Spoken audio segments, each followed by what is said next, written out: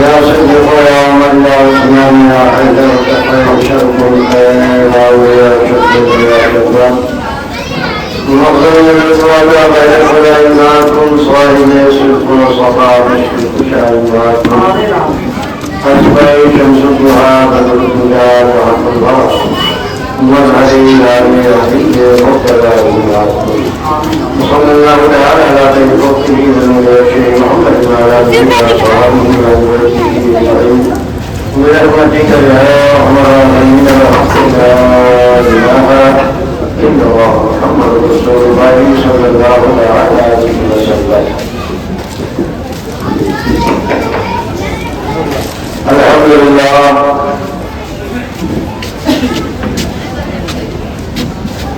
الحمد لله الذي لا ضد له ولا ند له ولا شريك له، والصلاة والسلام على النبي الذي لا مثل له ولا مثال له ولا نظير له، وعلى آله الطاهرين وصحبه الطيبين من لا يتبعهم فلا نجاة ولا نصير له. أما بعد فأعوذ بالله من الشيطان الرجيم. بسم الله الرحمن الرحيم. ولا تقولوا لمن يقتل في سبيل الله أموات بل أحياء ولكن لا تشعرون. سبحان الله سبحان الله ما شاء الله. صدق الله العظيم وصدق رسوله النبي الكريم، ونحن على ذلك لمن الشاهدين والشاكرين والحمد لله رب العالمين. آج ہمارا شکر اللہ کا سب سے پہلے اپنے آقا و مولا عبد الرحمت عالم کا اظہار مدینہ سرور قلب و سینہ، ہم غریبوں کو بخار سجدے ابرار و اخیار جسے بھی کساں چار سال دردمنداں فخر رسولہ سیاح مکہ حدیث الغریبین رحمت للعالمین والبت المشتاقین جامع حرمین دعا یاسین وضو رحمت عالم تاجدار مدینہ جناب محمد رسول اللہ صلی اللہ علیہ وسلم کی پاکیزہ و مقدس والدہ ہمیں جھوم جھوم کر حدیث درود پیش کریں اور پڑھیں.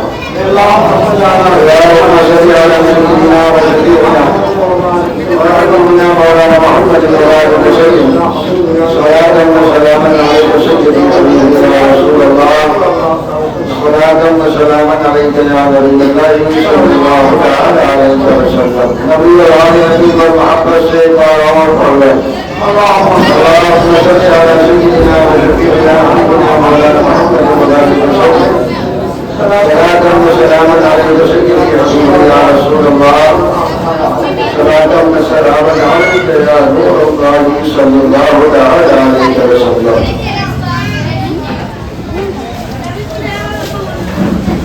اللہ رب العزت کا بے پناہ شکر و احسان ہے کہ اس نے ہمیں رات کو اپنے محبوبوں کے ذکر میں یہاں جمع ہونے کی توفیق بخشی. پروردگارہ ہم اور آپ کو اس زمین کے ذریعہ دینی اسلامی فقہی باتیں معلوم کرنے اس کے عمل کی توفیق عطا فرمائے.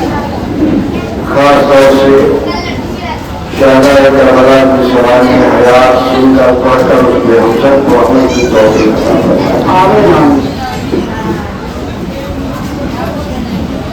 آج سے گفتگو اس سفر کی جس کو امام علی مقام رضی اللہ تعالیٰ سے جوڑ کر ہم کربلا کا سفر کہتے ہیں. انشاءاللہ اس کا آغاز ہو جائے گا. اللہ اس حدیث میں جہاں تک اتنا چاہا انشاءاللہ ہم سنیں گے اور سنائیں گے اور سن کر اس پہ عمل ہوں انشاءاللہ.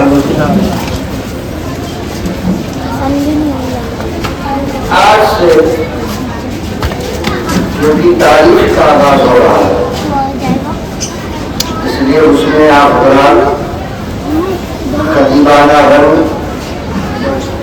اور مقررانہ جوہر تلاش کریں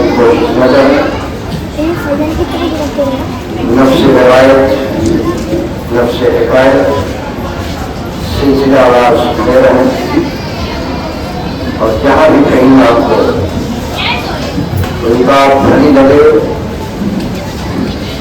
تو اپنی اس مجلس کو سبحان اللہ الحمدللہ ماشاء اللہ سے زندہ رکھا. اس لیے کہ ابھی تک بات ہوئی اس میں منافع بھی آئے, معانی بھی آئے, فضیلت بھی آئی, کرامتیں بھی آئی اور کچھ حقائق بھی سامنے آئے. بیان حقائق میں, بیان منافع میں یا بیان فضائل میں جو جذبہ آپ کو سیکھتا ہو اور اس جوش اور جذبے آپ نے سنتے ہیں, نعرہ تکبیر بلند کرتے ہیں, سبحان اللہ ماشاء اللہ کہتے ہیں. اور ایک روایت نقل کرنے میں, حکایت بیان کرنے میں آپ کو وہ جوش و جذبات نہیں ملے گا, مگر دھیان لگا کر اس سفر کو سنیں, اس تاریخ کو سنیں, کس طرح ہمارا اور آپ کا امام ہمارے اور آپ کے لیے قربانیاں دے رہا ہے. چنانچہ کل کی گفتگو میں آپ حضرات نے یہاں تک سماعت کر دیا تھا. مولا کائنات شیر خدا رضی اللہ تعالیٰ حضرت عثمان غنی رضی اللہ تعالیٰ کے بعد خلیفہ خدا کے لیے اور متعین کیا ہوئے کوئی حقدار تھا ہی نہیں آپ کے مقابل. اس لیے آپ نے اپنی خلافت کا, اپنی عمارت کا, اپنی حکومت کا کوئی اعلان کروایا. لیکن تھوڑی سی تبدیلی آئی کہ حضرت عثمان غنی رضی اللہ تعالیٰ عنہ تک دار الخلافہ مدینہ شریف رہا, یعنی 3 خلفاء حضرت سیدنا صدیق اکبر, سیدنا عمر فاروق اور حضرت سیدنا عثمان غنی رضی اللہ تعالیٰ. ان تینوں صحابہ تک مدینہ شریف دار الخلافت رہا اور ان تینوں نے مدینہ شریف ہی کو دار الخلافت تعین کیا اور برقرار رکھا. لیکن جب مولا کائنات شیر خدا رضی اللہ تعالیٰ یہ خلافت کا اعلان فرمایا, خلافت کی بات دور آپ کے ہاتھ میں لائی, امیر المومنین ہونے کی حیثیت سے آپ نے اس کا اعلان فرمایا, تو آپ نے دار الخلافہ منتقل کر جو مدینہ شریف میں تھا, اب وہاں دار الخلافت نہ رہا بلکہ دار الخلافہ کوفہ ہو گیا. مدینہ شریف سے ہجرت فرما کر حضرت مولا کائنات شیر خدا رضی اللہ تعالیٰ نے اسلامی سینٹر کوفہ کو بنایا. امور خلافت آپ انجام دیتے رہے. آپ کے ماننے والوں نے آپ کی حوصلہ افزائی فرمائی, کار حکومت انجام پاتا رہا, اسلام کو ترقی نصیب ہوئی. خارجیوں نے سازش کی اور حجم کا مسئلہ آیا, یہ قوم باقی ہو گئی. مولا کائنات شیر خدا کے انتخاب پر آپ نے شہروں کا جو حکم بنایا اس پہلو سے لے کر ایک جماعت میں آپ سے مخالفت کر اور انہوں نے کہا لا حکم الا اللہ, اس کا نعرہ بلند کیا اور مولا کائنات شیر خدا رضی اللہ تعالیٰ کی باقی چہرے انہیں خارجی کہا جاتا ہے. ان خارجیوں کی سازش کا حال یہ رہا کہ نہ صرف مخالفت کی، نہ صرف بغاوت کی، بلکہ مولا کائنات شیر خدا رضی اللہ تعالیٰ عنہ کی جان کے بھی درجے ہو گئے، یہاں تک کہ آپ کو نماز کی حالت میں شہید کر دیا۔ مولا کائنات شیر خدا رضی اللہ تعالیٰ امور خلافت کی انجام دہی کرتے رہے، اور جب آپ انجام شہادت نوش فرما دیا، اللہ کو پیارے ہو گئے، آپ کو شہید کر دیا گیا۔ آپ کی جانشینی اور آپ کی خلافت منتقل ہوئی آپ کے بڑے صاحبزادے حضرت سیدنا حسن مجتبی رضی اللہ تعالیٰ، امام حسین رضی اللہ تعالیٰ کے بڑے صاحبزادے، بڑے بھائی، مولا کائنات کے بڑے صاحبزادے امام حسین رضی اللہ تعالیٰ کے بڑے بھائی حسن مجتبی نے صرف 6 مہینہ کچھ دن امور خلافت انجام دیا۔ اسی درمیان حضرت امیر معاویہ رضی اللہ تعالیٰ کی آمد ہوئی ملک شام سے کوفہ،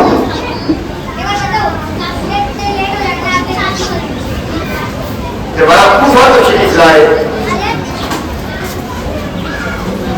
چند شرطوں پر حضرت سیدنا امام حسن مجتبی رضی اللہ تعالیٰ عنہ نے خلافت سے دستبرداری ظاہر کی، اور یہ خلافت سپرد کر دی حضرت امیر معاویہ۔ کچھ لوگوں نے اس کی مخالفت بھی کی اور یہ کہا کہ حسن مجتبی آپ نے خلافت امیر معاویہ کے حوالے کر کے اچھا نہیں کیا، بلکہ عام المسلمین بھی کہنے لگے لوگ۔ حضرت سیدنا حسن مجتبی رضی اللہ تعالیٰ نے فرمایا العار خیر من النار، اے لوگوں آگ کی بات یہ بہتر ہوتی ہے مقام نار سے۔ میں دیکھ رہا ہوں کہ اگر یہ خلافت میں ان کے سپرد نہیں کرتا ہوں تو مسلمانوں کی تو جماعت میں خطرناک جنگ ہو جائے گی۔ اور میرے آقا صلی اللہ علیہ وسلم کا ارشاد گرامی بھی، میرا یہ بیٹا حسن مسلمانوں کی دو جماعت میں مصالحت کرائے گا۔ بشارت مصطفیٰ پہلے بھی چکی ہے، اب یہ موقع آ گیا کہ حضرت حسن مجتبی رضی اللہ تعالیٰ کو وہ ادا کریں۔ چنانچہ آپ نے خلافت سے دستبرداری ظاہر کر کے حوالے کر دیا امیر معاویہ۔ کیوں کیا؟ اصل میں حضرت امیر معاویہ رضی اللہ تعالیٰ صحابی رسول ہیں، کاتب وحی ہیں۔ یہ گورنر اور حاکم متعین ہوئے کب؟ جب ان کے بھائی کا انتقال ہوا۔ اس کی صورت یہ ہے دور صدیقی، حضرت سیدنا صدیق اکبر رضی اللہ تعالیٰ کے دور میں ملک شام فتح ہوا۔ ملک شام اسلامی حکومت میں کب داخل ہوا؟ دور فاروقی۔ غور سے سنیے گا تو بات سمجھ میں آئے گی۔ اور جب توجہ ہٹی آپ کی، جو سو جذبہ آپ نے دیکھنا شروع کر دیا تو پھر بات آپ کی سمجھ میں نہیں آئی۔ سنتے ہمیشہ ہیں آپ، شہادت کا بیان سنتے ہیں ہمیشہ آپ کی خالی شہادتیں سن کر کے اس کو مارا، اس کو مارا، اس کو گرایا اور پھر چلے گئے۔ کوئی تاریخ ذہن میں محفوظ کیجیے، اسباب ذہن میں محفوظ کیجیے، تاکہ ہمارے آپ کے اندر پختگی آئے، اور پختگی آنے کے ساتھ ساتھ اصل حقیقت سے ہمیں واقفیت حاصل ہو سکے۔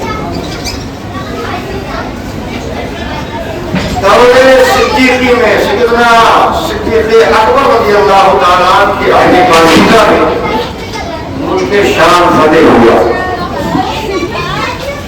تو حضرت صدیق اکبر رضی اللہ تعالیٰ نے حضرت امیر معاویہ کو کے بڑے بھائی یزید ابن معاویہ کو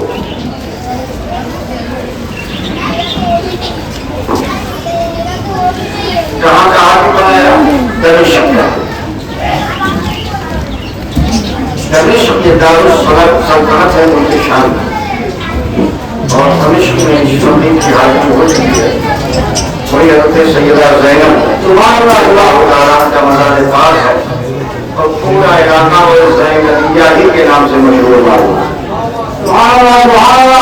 اندر بہت سخت ہوتی ہے وہاں مختصر ہی بارگاہوں میں حاضری ہو سکتی ہے اور حضرت سیدہ زینب رضی اللہ تعالیٰ عنہا جو مسلم مجتمع کی بہن ہیں ان کی بارگاہ میں حاضری کی سعادت حاصل کریں. دمشق دارالسلطنت تھا وہاں کی حاکم ہوئی اور یزید ابن معاویہ کا جب انتقال ہوا تو حضرت امیر معاویہ رضی اللہ تعالیٰ جو چھوٹے بھائی تھے انہوں نے اپنی جگہ پہ حضرت امیر معاویہ کو بچھا دیا. انتخاب تھا بڑے بھائی کا بھائی اور امیر معاویہ جو صحابہ رسول ہیں کاتب وحی ہیں انہیں اپنی جگہ پہ بچھا دیا اور حضرت سیدنا عمر فاروق رضی اللہ تعالیٰ اپنے دور حکومت میں دور خلافت میں اس انتخاب کو اپنے باقی رکھا. یعنی وہ بدستور حاکم رہے لیکن جب زمانہ آیا حضرت سیدنا عثمان غنی رضی اللہ تعالیٰ کا تیسرے خلیفہ تھا حضرت عثمان غنی رضی اللہ تعالیٰ کے حضرت امیر معاویہ کو پورے ملک شام کا حاکم بنا دیا. جب آپ پورے ملک شام کے حاکم ہوئے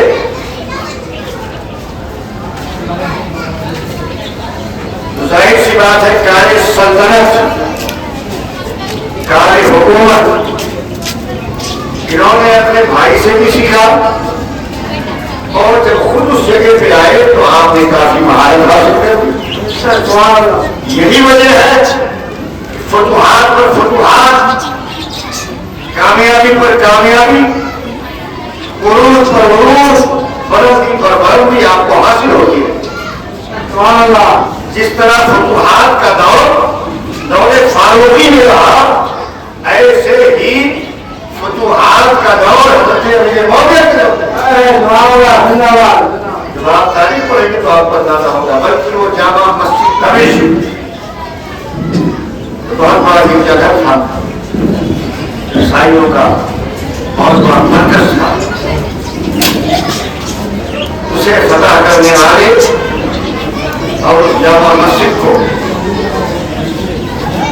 اسلامی قبضے میں لانے والے حضرت امیر معاویہ رضی اللہ تعالیٰ وہی حضرت یحییٰ علیہ السلام جو مزار پاک میں امیر معاویہ کی سعادت حاصل ہے اور وہی وہ منارہ بھی ہے جس منارے پر حضرت عیسیٰ علیہ السلام قیامت قریب جب آئے گی تو آپ اسی منارے پر اتریں گے. منارہ آج سے نہیں باقی ہے 1400 سال ہو گئے ہمارے نبی کو اس سے پہلے ایک زمانے میں عیسائیوں نے اسے بنایا تھا. آج بھی وہ منارہ قائم ہے. اسی منارے پر حضرت عیسیٰ علیہ السلام آسمان سے اتریں گے پھر زمین پہ تشریف لائے. منارہ بھی ہم نے دیکھا وہ مسجد بھی ہم نے زیارت کی ہے. حضرت یحییٰ علیہ السلام کی بارگاہ میں ہم نے حاضر کی ہے اور وہی دارالسلطنت رہا وہی دارالخلافت ہے. حضرت امیر معاویہ رضی اللہ تعالیٰ 20 سال تک حاکم رہے. اب ظاہر سی بات ہے 20 سالہ حکومت کے پیریڈ میں تجربات اور کارروائی حکومت کی انجام دہی آپ سے بڑھیا کون کر سکتا. وہ بھی جب آپ حاکم نہیں بنے تھے تو اپنے بھائی کی سرکردگی ان کے پاس رہے ان کے ساتھ ساتھ رہے جو حاکم دمشق رہے گورنر رہے حاکم رہے ان سے بھی کچھ سیکھا اور 20 سال کا عرصہ گزرا آپ کو بطور حاکم یہ ساری چیزیں دیکھ کر حضرت عثمان غنی رضی اللہ تعالیٰ عنہ نے آپ کو پورے ملک شام کا حاکم بنا دیا.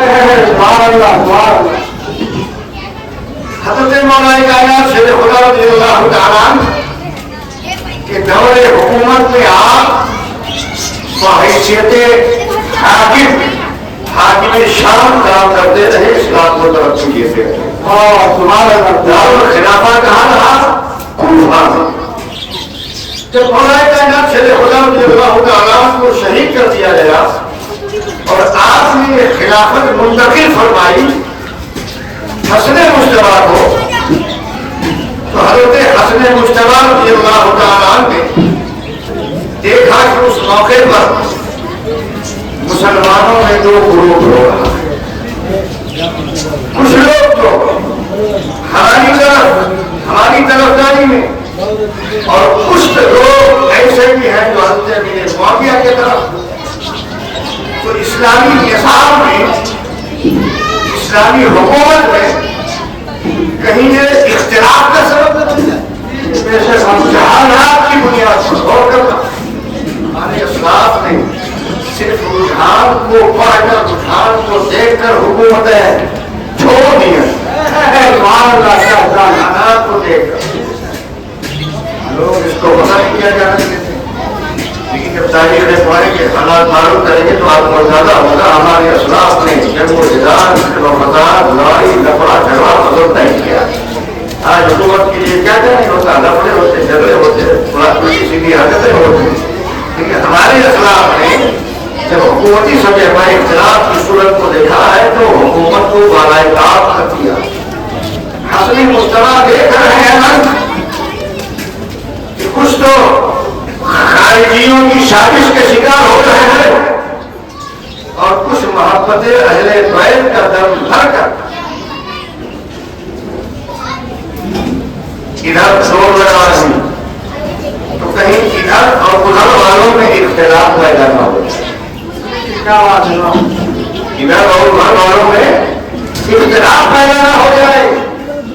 یہی وہ وجہ کار فرما تھی حسن مجتبیٰ کے لیے کہ صرف 6 مہینے کے اندر آپ نے خلافت حضرت امیر معاویہ کو دے دی.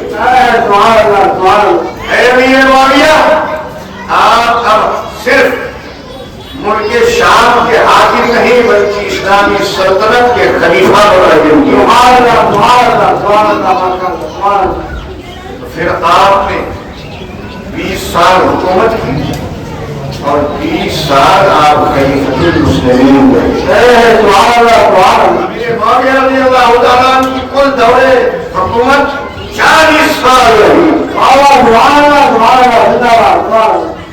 20 سال تو حاکم کی حیثیت سے رہے اور مزید 20 سال آپ خلیفہ کی حیثیت سے رہے. سمجھ رہے بات؟ 20 سالہ پرانا تجربہ تو پہلے ہی تھا اور پھر بعد کا 20 سالہ جو عرصہ ہے وہ حضرت سیدنا حسن مجتبیٰ رضی اللہ تعالیٰ عنہ کی عطا سے ہوا. کس منہ سے سالموں حضرت امیر معاویہ کو برا بھلا کہتے ہیں؟ ارے حسن مجتبیٰ کی عطاؤں کا نام نہیں لگا دیا ہے.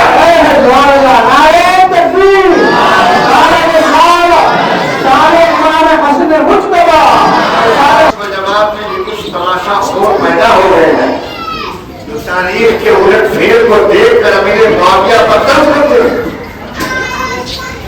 امیر معاویہ کے تعلق سے ان کی سیدھی باتیں کرتے ہیں اور وہ بہت ساتھ کہتے ہیں انہوں نے اہل بیت اطہار کو ستایا ہے, تکلیف پہنچائی ہے. ارے اہل بیت اطہار کو یہ ستاتے تو حسن مجتبیٰ خلافت کی وجہ فرماتے ہیں. کیا بات ہے, واہ شاندار.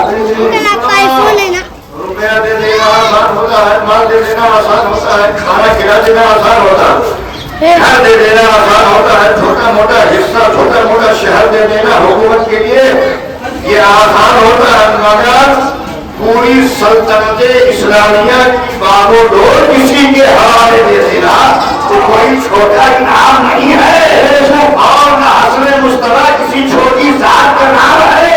بہت بڑے ہیں حسن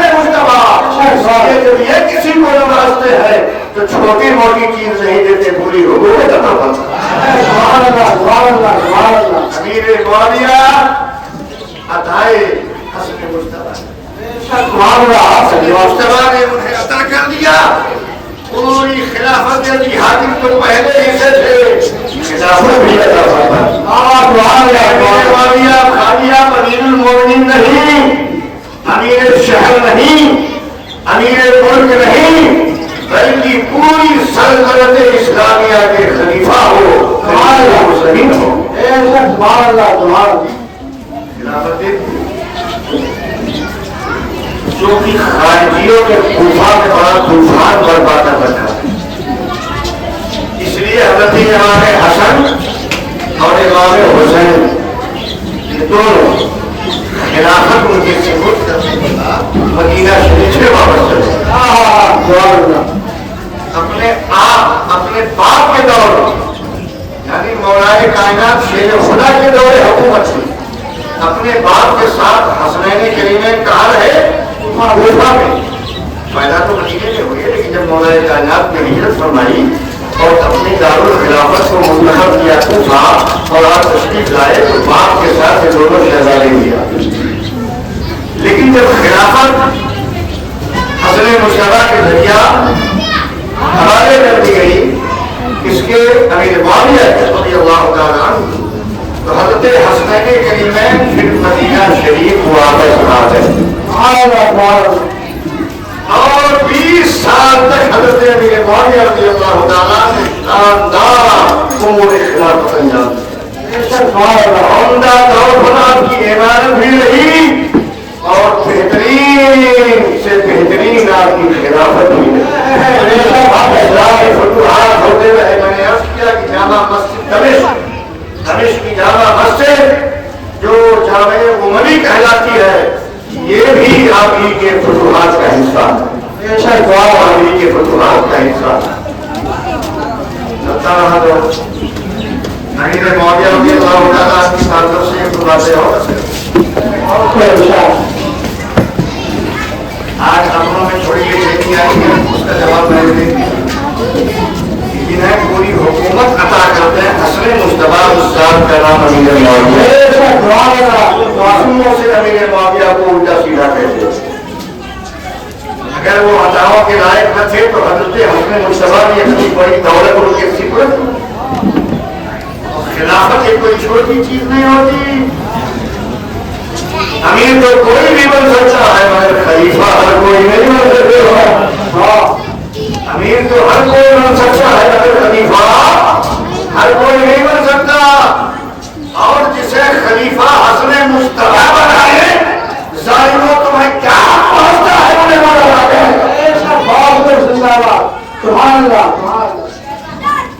حسن مجتبی جو عطا کر رہے ہیں اہل بیت کا عظیم فرد ہو کر حسن مجتبی ادا کر رہے ہیں، اور تم کہتے ہو امیر معاویہ نے ایسا کیا ویسا کیا ہوتا کیا زبان لوگوں اور تاریخ اور پھر خیر بھی اعتراف کرتے ہیں۔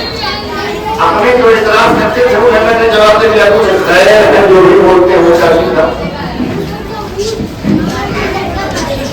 اور کہتے ہیں بیت کے ساتھ دشمنی کی، ایسا کیا ویسا کیا، پڑھایا نہ کہا ہے، برا بھلا بھی کہتے ہیں، بچوں کی اپنے مذہب کے حساب سے، ان کی اپنی سوچ کے حساب سے، ان کی اپنی فقہ کے حساب سے امیر معاویہ رضی اللہ تعالیٰ عنہ معاذ اللہ و مسلمان نہیں سمجھتے اللہ کی بات۔ اپنے اہل بیت کا مخالف جانتے ہیں امیر معاویہ۔ اب ایک بات خالی اشاروں میں کہوں گا، اشارہ سمجھ لیں، اللہ کرے آپ اشارہ سمجھ لیں۔ جن آیتوں کو پڑھ کر شان اہل بیت بیان کیا جاتا ہے، کیا شاندار جواب، بہت شاندار دلیل، جن آیتوں کو پڑھ کر شان اہل بیت بیان کیا جاتا ہے ان آیتوں کے محرر کا نام، کاتب کا نام امیر معاویہ ہے۔ کیا سمجھتے ہو امیر معاویہ کاتب مہینے سے ہے؟ اگر امیر معاویہ رضی اللہ تعالیٰ عنہ پر نے ناجائز حملہ کیا کتابت مجروح ہوگی. جب ان کی کتابت مجروح ہوگی تو آیت قرآنیہ پر شبہ ہوگا, اور آیت قرآنیہ پر جب شبہ ہوگا تو فضائل اہل بیت قرآن کی روشنی میں بیان نہیں کر پاؤ. کیا کرنا ہے آج ہماری برادری میں صرف کلمہ پڑھنے والے مسلمان نہیں کہہ سکتا, اور حب اہل بیت, محبت اہل بیت, حق اہل بیت, حق اہل بیت, حق اہل بیت جو کرتے رہتے ہیں.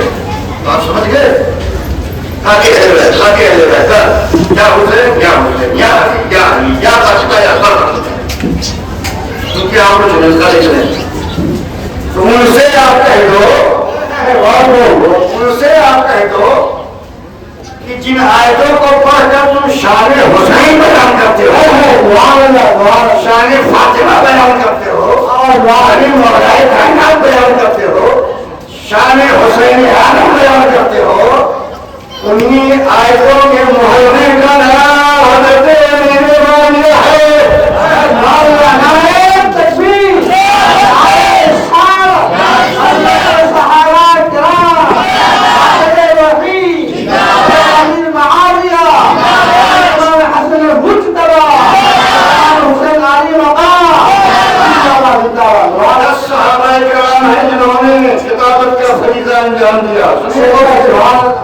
قرآن شریف لکھنے کا کام 10 صحابہ نے انجام دیا. پہلے بھی بیان کر چکا ہوں شاید 10 صحابہ نے یہ کام انجام دیا. انہی 10 صحابہ نے حضرت امیر معاویہ کی کاتب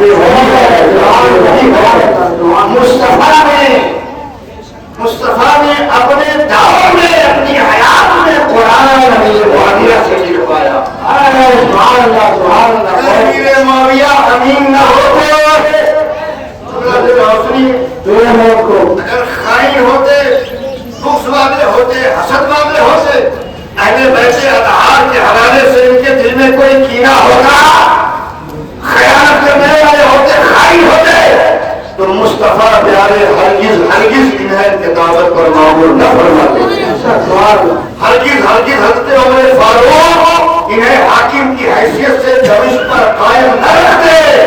ہرگز ہرگز عثمان غنی ہے پورے ملک شام کا حاکم نہ بنا, اور ہرگز ہرگز حسن مشتبہ اپنی خلافت ان کے حوالے میں کرتے. بے شک بہت امیر معاویہ ہے, شاید لوگ بدلتے ہیں, بہت امیر معاویہ کو. اس لیے امیر معاویہ پر کچھ لکھنے اور کہنے سے پہلے اتنا سوچ لینا. آیتوں کو پڑھ کر شان اہل بیت بیان کرتے ہو, وہ آیتیں مجروح ہو جائیں گی قرآن کی عدالت پر, قرآن کی صحت پر حرف آئے گا کہ نبی نے ایک ایسے کو قرآن لکھنے پر معمول فرمایا جو اہل بیت کا استاد تھا, جو خائن تھا, اللہ حق مارنے والا تھا, جو امانت میں خیانت کرتا تھا. اس لیے امیر معاویہ پر زبان کھولنے سے پہلے سوچنا. اور تم تو حب علی میں مجھ سے صحابہ لیے بیٹھے ہو, حب علی میں, حب اہل بیت میں مجھ سے صحابہ لیے بیٹھے ہو, مگر یہ دکھ تمہیں ہی کھا رہے ہوئے گا. کھا گیا, کھا گیا. لاؤ کوئی ایسی آیت, لاؤ ایسی آیت, کوئی ایسی آیت لے کر کے آؤ اس میں شان امام حسین کریمین, شان اہل بیت بیان ہو, اور اس کی کتابت نہ ہوئی ہو. انہیں کاتبوں میں ان کا نام آتا ہے, اور ایک شوشہ نکال کر کل یہ بھی کہا جا سکتا ہے. کیا ضروری ہے کہ انہی آیتوں کو امیر معاویہ رضی اللہ تعالیٰ نے لکھا ہو جن سے ہم شان اہل بیت بیان کرتے ہیں؟ اس کا جواب یہ ہے قرآن کی عدالت پر تو فرق آئے گا نا. نبی نے ایک ایسے سے قرآن لکھوا دیا جو امین نہیں تھا, اور کیا گارنٹی ہے کہ آیتوں کو انہوں نے نہیں لکھا. جب 10 لکھنے والے ہیں تو کسی نے کچھ لکھا, کسی نے کچھ لکھا, کسی نے کچھ لکھا, سب مل کے کتابت کیے, تو سب کے مجموعی کوشش کا نام قرآن ہے. کی شکل میں تو کچھ تو آیتیں جائیں گی ایسی جو ہستے میرے معاملہ کے ہاتھ میں آئیں گی، جو میرے معاملہ کے جو ہاتھ میں آئیں گی آیت ہے، تو آیتوں کے بارے میں کیا کہو گے؟ کیا کہو گے؟ پھر قرآن کی صحت پر فرق آئے گا، اور پھر قرآن کی صحت پر نہیں، نبی کی ذات پر بھی فرق آئے گا، اور پھر نبی کی ذات ہی بالکل مولا کی ذات پر اعتراض ہوگا کہ اللہ تعالیٰ نے جو وعدہ کیا یہ ذکر یعنی قرآن ہم نے ہی نازل کیا، ہم اس کی حفاظت کرنے والے ہیں۔ ہمیں مولا جیسے آدمی کو بیچ پہ لا کر کے گویا قرآن کی حفاظت کی ذمہ داری دے رہا ہے۔ اللہ نے ایسے وہ کتابت کا موقع دے دیا جو ہمیں نصیب ہوا، تو اللہ اپنے کلام کی حفاظت میں ماذ اللہ ناکام تھا، ماذ اللہ تمہارا یہ اعجاز صرف یہیں تک نہیں رہ جائے گا، بلکہ نبی کی شان کو بھی منسوخ کرے گا، حضرت فاطمہ کی شان بھی منسوخ کرے گا، مولا کائنات کی شان کو منسوخ کرے گا، حسین اعظم کی شان منسوخ کرے گا، ساتھ ہی ساتھ حسن مصطفیٰ کی شان منسوخ کرے گا، رسول کی ذات منسوخ کرے گا، خدا کی ذات کو بھی منسوخ کرے گا۔ اس لیے میرے معاویہ کے تعلق سے سوال کر دیجیے اپنی زبان سے کلیئر ہو گیا، سمجھ گئے نا؟ سوال ہے کہ نہیں ہے؟ ہاں میرے معاویہ صحابی ہے، اور صحابہ کے تعلق سے خیانت کا تصور نہیں کر سکتے، کیوں؟ دلیل کیا ہے؟ دلیل بھی دے، دلیل یہ ہے میرے آقا نے فرمایا الصحابہ کلھم عدو، میرے سارے صحابہ عدل والے ہیں، انصاف والے، 1,00,000 سے زائد صحابہ، سبحان اللہ، یہاں خیانت نہیں ہے، عدل ہی ہے، انصاف ہی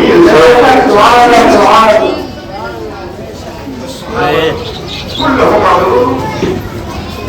اور پھر تم ان کے آخرت کے حوالے سے بھی بولی بول جاتے ہو، تو اللہ تعالیٰ نے اس کا بھی جواب اپنے کلام میں دے دیا ہے۔ دنیا میں عدل کی مخالفت کر رہے ہو تو میرے نبی نے جواب دے دیا، الصحابہ کلھم عدو، نبی نے جواب دے دیا۔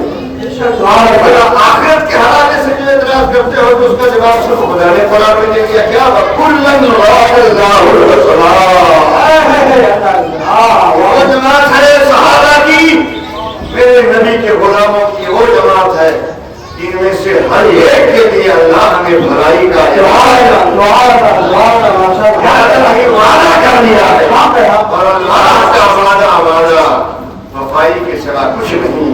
ان اللہ لا یخلف الميعاد، اللہ اپنے وعدے سے مکرر نہیں ہے، تو اللہ نے ان سے بھلائی کا وعدہ کر لیا ہے، نبی نے ان کی خلافت کا حلفہ پڑھ دیا ہے، عمر فاروق رضی اللہ تعالیٰ عنہ نے ان کی عمارت کو باقی رکھا ہے، حضرت عثمان غنی نے ان کے حکومت میں اضافہ کیا ہے، حسن مصطفیٰ نے خلافت ثبوت کی ہے، یہ تغییر عطائے میں نہیں ہے۔ امیر معاویہ کو فرماس کو تم کہتے ہو میرے معاویہ بات ہے، کہنے والے کمی نہیں ہے، کم فہمی ہے اور مطالعے کی کمی ہے، پڑھو ادھر ادھر کی سنو مت، پڑھو، اور خالی ادھر والا ہی مت پڑھو، ادھر والا ہی ہو، لوگوں کو ملا، ادھر ادھر سے مت پڑھو، ایسے لوگوں سے پڑھو، ہاں ادھر ادھر سے پڑھو ہی مت۔ اس لیے بھی استاد امین کو بنانا چاہیے، استاد بھی امین ہوتا، استاد بھی محنت کرے گا تو ہوگا، استاد امین ہے۔ میرے آقا نے فرمایا معلم بھی امین ہونا چاہیے، اور امین ہوتا معلم امین ہوتا، اور مشیر بھی امین ہوتا، المعلم امین والمشیر امین، مشورہ دینے والا بھی امین ہوتا ہے، اس لیے کبھی کسی کو غلط مشورہ نہیں دینا چاہیے، اور معلم بھی امین ہوتا ہے، اس لیے علم دینے والے کو بھی پورا اپنا حق ادا کرنا چاہیے۔ آپ جب سمجھ گئے جب میرے معاویہ رضی اللہ تعالیٰ کس طرح سے آپ 20 سال اور 20 سال آپ نے امور خلافت انجام دی، 40 سالہ زندگی آپ کی کارہائے سلطنت میں گزر گئی۔ اسلام خوب ترقی پایا، شہر کا شہر آپ نے اسلام میں داخل کیا، جماعت کی جماعت اسلام میں داخل ہوئی، فتوحات کے فتوحات آئے سامنے، جیسا کہ میں نے عرض کیا پورا دمشق جامع عمر وغیرہ سب کے فاتح کا نام میرے مولا رضی اللہ تعالیٰ عنہ۔ آپ نے اسلام کو ترقی،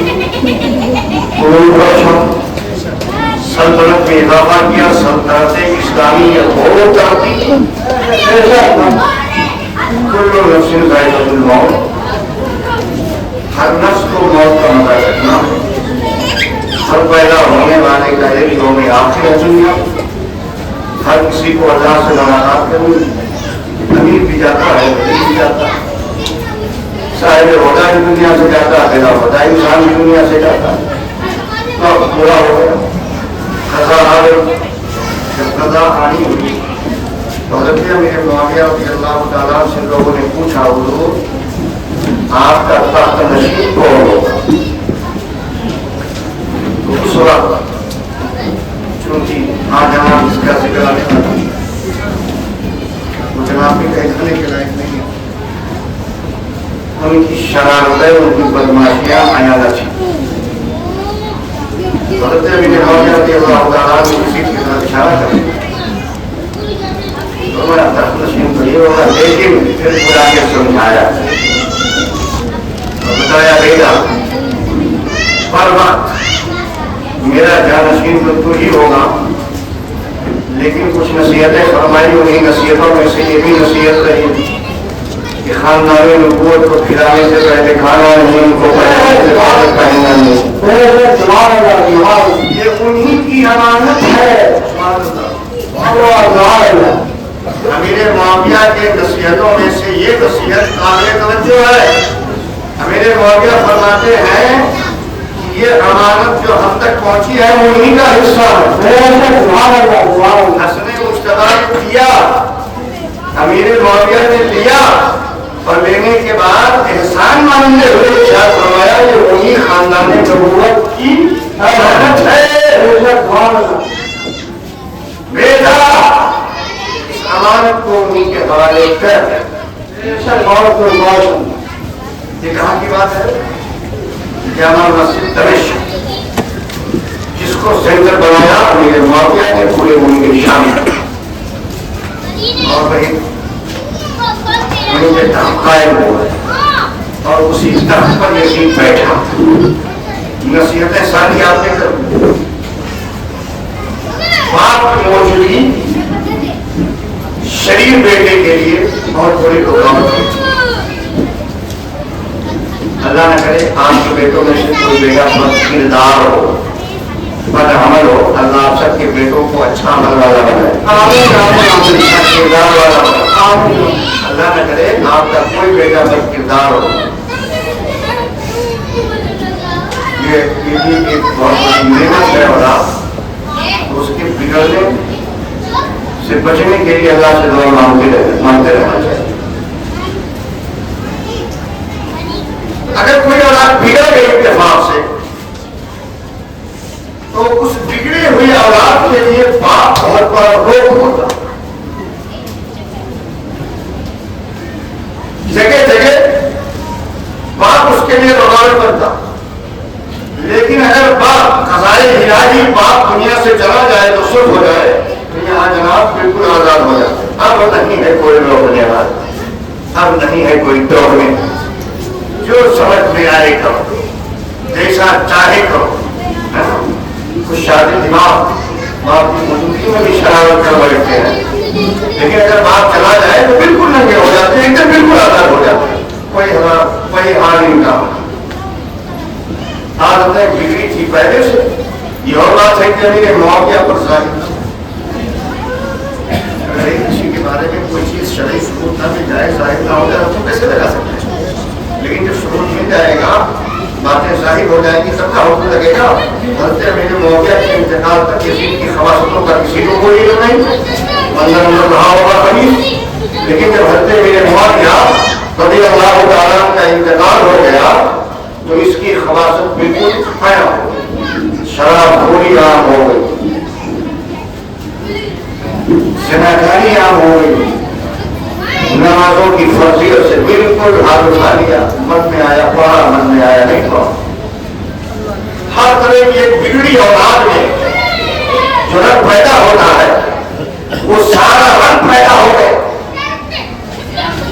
لیکن جو کہ خلافت کے حوالے سے، جانشینی کے حوالے سے انتخاب ہو چکا ہے، میرا تخت نشین تو ہی ہوگا، میری جگہ پہ تو ہی بیٹھ گیا، تو کچھ مشیروں نے اس کو مشورہ دیا اور خود اس کے دل میں یہ خباثت پیدا ہوئی کہ اب میری آزادی میں اور کون مانع ہو سکتا ہے، کون رکاوٹ پیدا کر سکتا ہے۔ اور کیا مشورہ کیا، باپ کو گئے، آزادی آ گئی ہے، اب ہماری آزادیوں کے لیے اور کون رکاوٹ بن سکتا ہے؟ تو نظر دوڑایا اس نے، تو نبی کریم کے صحابہ نظر آئے،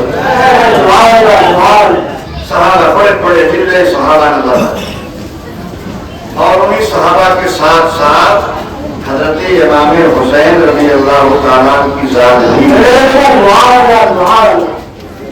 اسی پیریڈ میں حضرت حسن مصطفیٰ رضی اللہ تعالیٰ عنہ کو زہر دے کر ہلاک کر دیا گیا، وہ شہید ہو گئے۔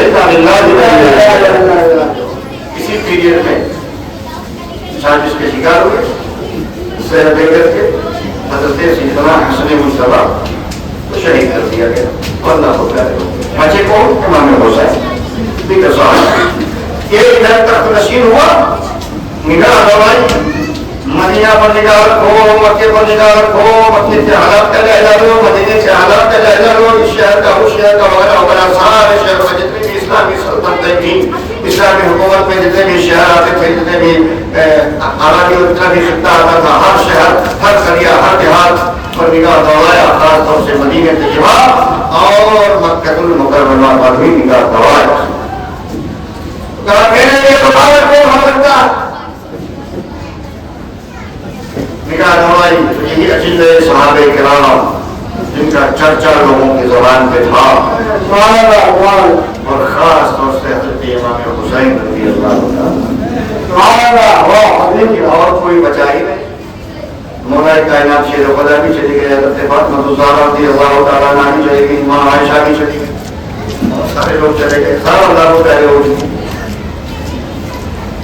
اس نے لیٹر تیار کرا، لیٹر لکھا جائے، اور جتنی بھی حکومتیں ہیں، جتنی بھی سلطنتیں ہیں، ساری حکومتوں اور ساری سلطنتوں کے لیے اس کے حاکم کا نام لیٹر، یہ تیار ہو گیا۔ خاص طور سے مدینہ شریف کے حاکم کے پاس بھی لیٹر ہے، اور اس میں اس نے کچھ چیزوں کا اضافہ کر، اس میں اضافہ یہ ہوا کہ نامزد کیا کہ فلاں فلاں سے میری بیعت لازمہ لو، لازمی طور پر ان سے بیعت، انہیں لازم کردہ خط کشیدہ ناموں میں حضرت سیدنا امام حسین رضی اللہ تعالیٰ عنہ کا دیا۔ گورنر مدینہ کے پاس یہ لے کر آتا ہے،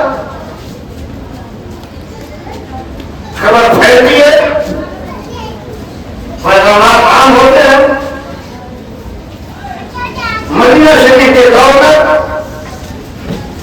انہوں نے بھی لیٹر پڑھا، اور لیٹر پڑھنے کے بعد ان ناموں کو نکال دیا، سارے لوگوں کے پاس قاصد روانہ کر دیا۔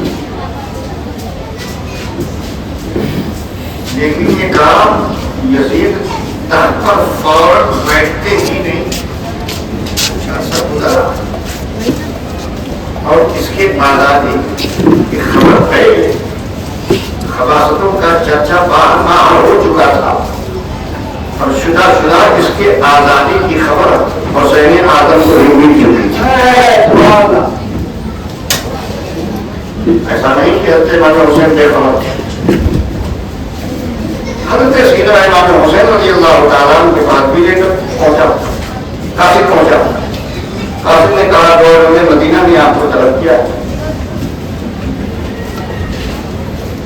آپ تشریف لے کر پڑھ کر سنایا گیا دارالخلافہ دیکھیے یزید کی طرف سے لیٹر آیا ہوا امیر معاویہ کا انتقال ہو چکا ہے، ان کا جانشین یزید متعین ہوا، اس میں آپ کے نام میں لیٹر بھیجا اور مجھ سے یہ کہا ہے کہ میں فلاں فلاں فلاں فلاں سے جہاں عام بیعت کروں وہیں فلاں فلاں سے خاص طور پر بیعت کروں، انہیں خواص میں آپ کا بھی نام آدمی ہے۔ آپ نے اس بات کو سنا تو سننے کے بعد میں ارشاد فرمایا اور لوگوں سے آپ بیعت لیں، اور لوگوں سے آپ بیعت لیں اور پھر گھر کے اندر یہ بیعت کیا عام طور پر بیعت کا اعلان کر دیکھو گے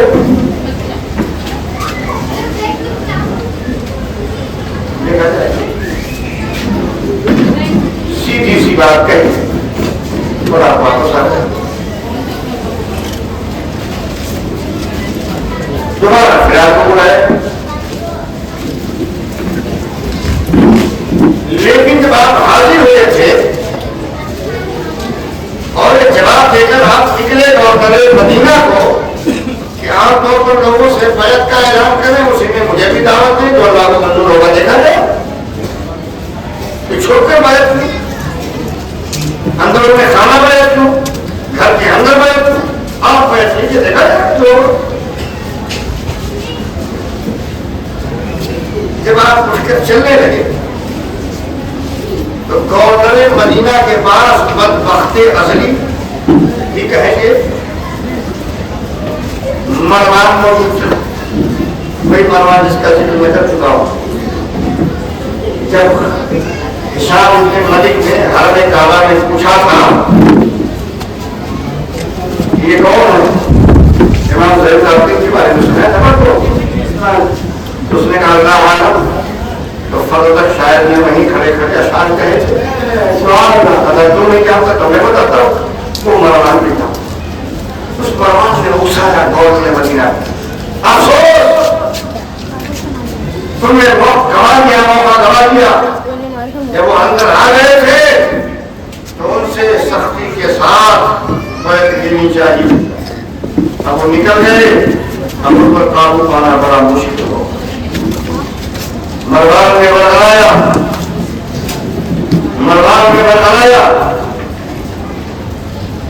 اس ورگلانے والے باتوں کو حضرت امام حسین آتے آتے سنیے، اور آنے کے بعد آپ نے وہی مخاطب ہو کر فرمایا وہ اتنے ظالمان ایک کا بیٹا مجھے دھمکیاں دیتا، آپ سے تیز اور تلخ جملے کہتے ہوئے باہر آ گئے۔ آج اپنے قیام گاہ پر مدینہ شریف رات میں پھر قاصد پہنچے، رات میں پھر قاصد پہنچے، آپ نے فرمایا میں رات میں تو نہیں آ سکتا، صبح دیکھا جائے گا۔ حضرت امام حسین رضی اللہ عنہ کے پاس دو بار قاصد کا آنا اور یزید کی بیعت کے لیے کہنا یہ بہت کچھ پتا دے دیا ہو۔ آپ نے سوچ لیا کہ ضرور مجھے اس فاسق و فاجر کی بیعت پر مجبور کیا جائے گا، اس لیے آپ نے تحری کرنا شروع کیا، کسی دو معاملے میں بیچ کا راستہ نکالنے کو نام تحری ہے۔ دماغ جدھر جائے، ذہن جدھر قبول جائے، دماغ جسے قبول کرے، دل جسے قبول کرے، اس کی طرف آدمی کو جانا چاہیے۔ دو چیزیں ہوں، یہ کیا جائے یہ کیا جائے، اس کو کہتے ہیں تحری کرنا، غور کرنا، فکر کرنا۔ امام علی مقام رضی اللہ تعالیٰ کے سامنے یہ میٹر تھا۔ دوسرا معاملہ بیعت کا تھا کہ قبول کیا جائے یا نہ قبول کیا جائے، جائے جائے کہ نہ جائے جائے۔ اگر بیعت قبول کی جاتی ہے تو فاسق کے ہاتھ میں میرا ہاتھ دینا سند بن جائے گا آنے والے مسلمانوں کے لیے، جو اسلام میں خطرہ پیدا کرے گا، اور نہ کرنے کی صورت میں ظاہر سی بات ہے وہ ہمارے جان کے لالے پڑیں گے، تو جان کا خطرہ ادھر ہے۔ بیعت کر دے گا میں پوری دنیا اسلام کا نقصان ہے، بیعت نہ کرنے میں میرا جانی نقصان ہے، بیعت نہ کرنے میں میرا جانی نقصان ہے، جانی نقصان ہے، لیکن بیعت کر لینے میں پوری دنیا اسلام کا نقصان ہے۔ آنے والی دنیا یہی سبب بنائے گی۔ امام حسین نے غلط آدمی کے ہاتھ میں ہاتھ دے دیا تھا تو ہم بھی غلط کے ہاتھ میں ہاتھ دے دیتے بیٹا، سند بنائیں گے نماز رسول کے غلط کے ہاتھ میں ہاتھ دے دیا، قربان نماز رسول تمہارے حوصلے پر، تمہاری شوق پر، تمہاری تعلیم پر، تمہاری غور و فکر پر نتیجہ یہ نکلا ہے جان کو دے سکتا ہوں، اسلام کو حضرت سے بجانا ہے، اہل اسلام کی عظمت کا سودا نہیں کر سکتا ہوں، جان چلی جائے تو چلی جائے۔ آپ نے کہہ دیا تھا کہ رات میں نہیں آ سکتا، صبح دیکھا ہے، صبح ہونے دو، تو رات ہی میں آپ نے فیصلہ کر دیا کہ مدینہ شریف سے ہجرت کر دیا،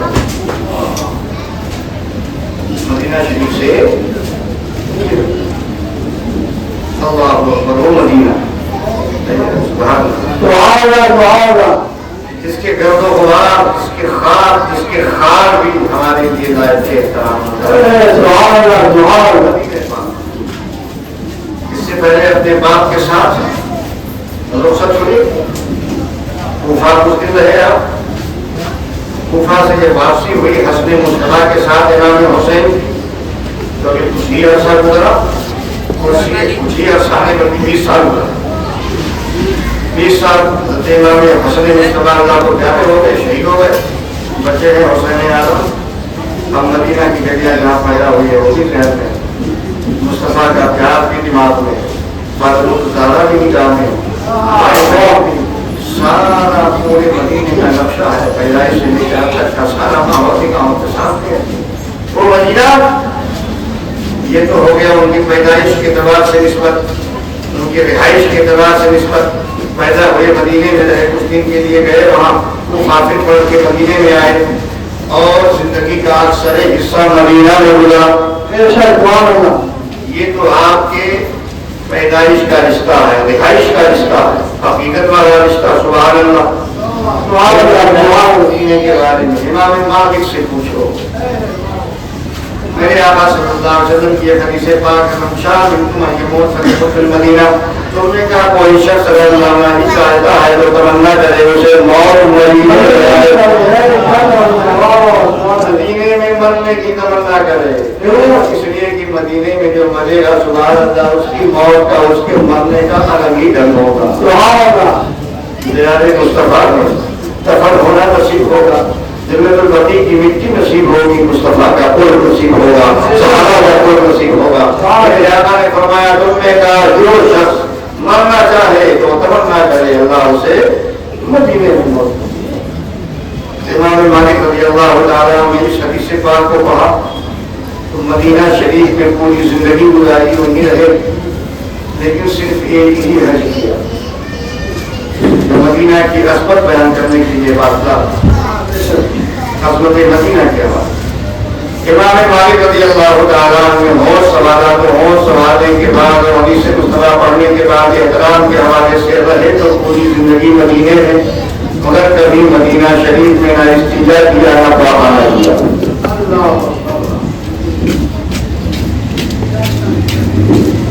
حج کے لیے گئے تھے، ایک ہی بار گئے، بچے فرضہ ہو گیا، لوگوں نے کہا حضور آپ ہی رہتے ہیں مدینہ میں، تھوڑا سا فاصلہ ہے، حج پہ حج ہو سکتا ہے، بے شمار حج ہو سکتا ہے، نفلی حج بھی کیا جا سکتا ہے، عمرہ کیا جا سکتا ہے، طواف کیا جا سکتا ہے، آپ نہ کرتے رہے۔ لوگوں نے مجھے پوچھا کہ سمجھا میں آپ کی کیا وجہ ہے؟ تو آپ نے فرمایا کہ میں حج فرض ادا کر چکا ہوں، اب ضروری نہیں ہے مجھے حج کرنا، عمرہ تو ویسے بھی نفلی کام ہے، اب اگر اس کے بعد میں حج کرنے کے لیے جاؤں گا تو نفلی ہوگا، اور نہیں جاؤں گا تو کوئی گرفت نہیں ہے. لیکن اگر جاتا ہوں تو ایک خدشہ یہ لاحق ہوگا کہ ہو سکتا ہے مجھے موت مکہ میں آ جائے. یا مکہ مدینہ کے بیچ جو راستہ ہے اس راستے میں مجھے موت آ جائے اور مجھے وہیں دفنا کیا جائے. اور میں یہ نہیں چاہتا کہ مصطفیٰ کے شہر کو چھوڑ کر کہیں مروں یا کہیں دفن ہوں. میں چاہتا ہوں مروں تو مدینے میں مروں. میں چاہتا ہوں میرا انتقال ہو تو مدینے میں ہو اور میں چاہتا ہوں میرا مدفن بھی ہو تو مدینے میں ہو. الحمدللہ حضرت امام مالک رضی اللہ تعالیٰ عنہ آج بھی جنت البقیع کی رونق بنے ہوئی ہے. جنت البقیع شریف میں جائیے جس طرح حضرت عثمان غنی رضی اللہ تعالیٰ عنہ آرام فرما ہے. بالکل حضرت عثمان غنی ہی کے سب سائڈ میں بالکل کونے میں امام مالک بھی آیا ہوتا. پہلے روزہ حضرت عثمان غنی کا بھی بنا ہوا تھا, فاطمہ زہرا کا بھی بنا تھا, حضرت عاتقہ کا, حضرت حفصہ کا بھی بنا تھا, حضرت مصطفیٰ کا بھی بنا تھا اور حسین اعظم کا بھی بنا تھا, حضرت امام مالک کا بھی بنا تھا. مگر اس نجدی حکومت نے سارا ختم کر اللہ انہیں بھی ختم فرمائے.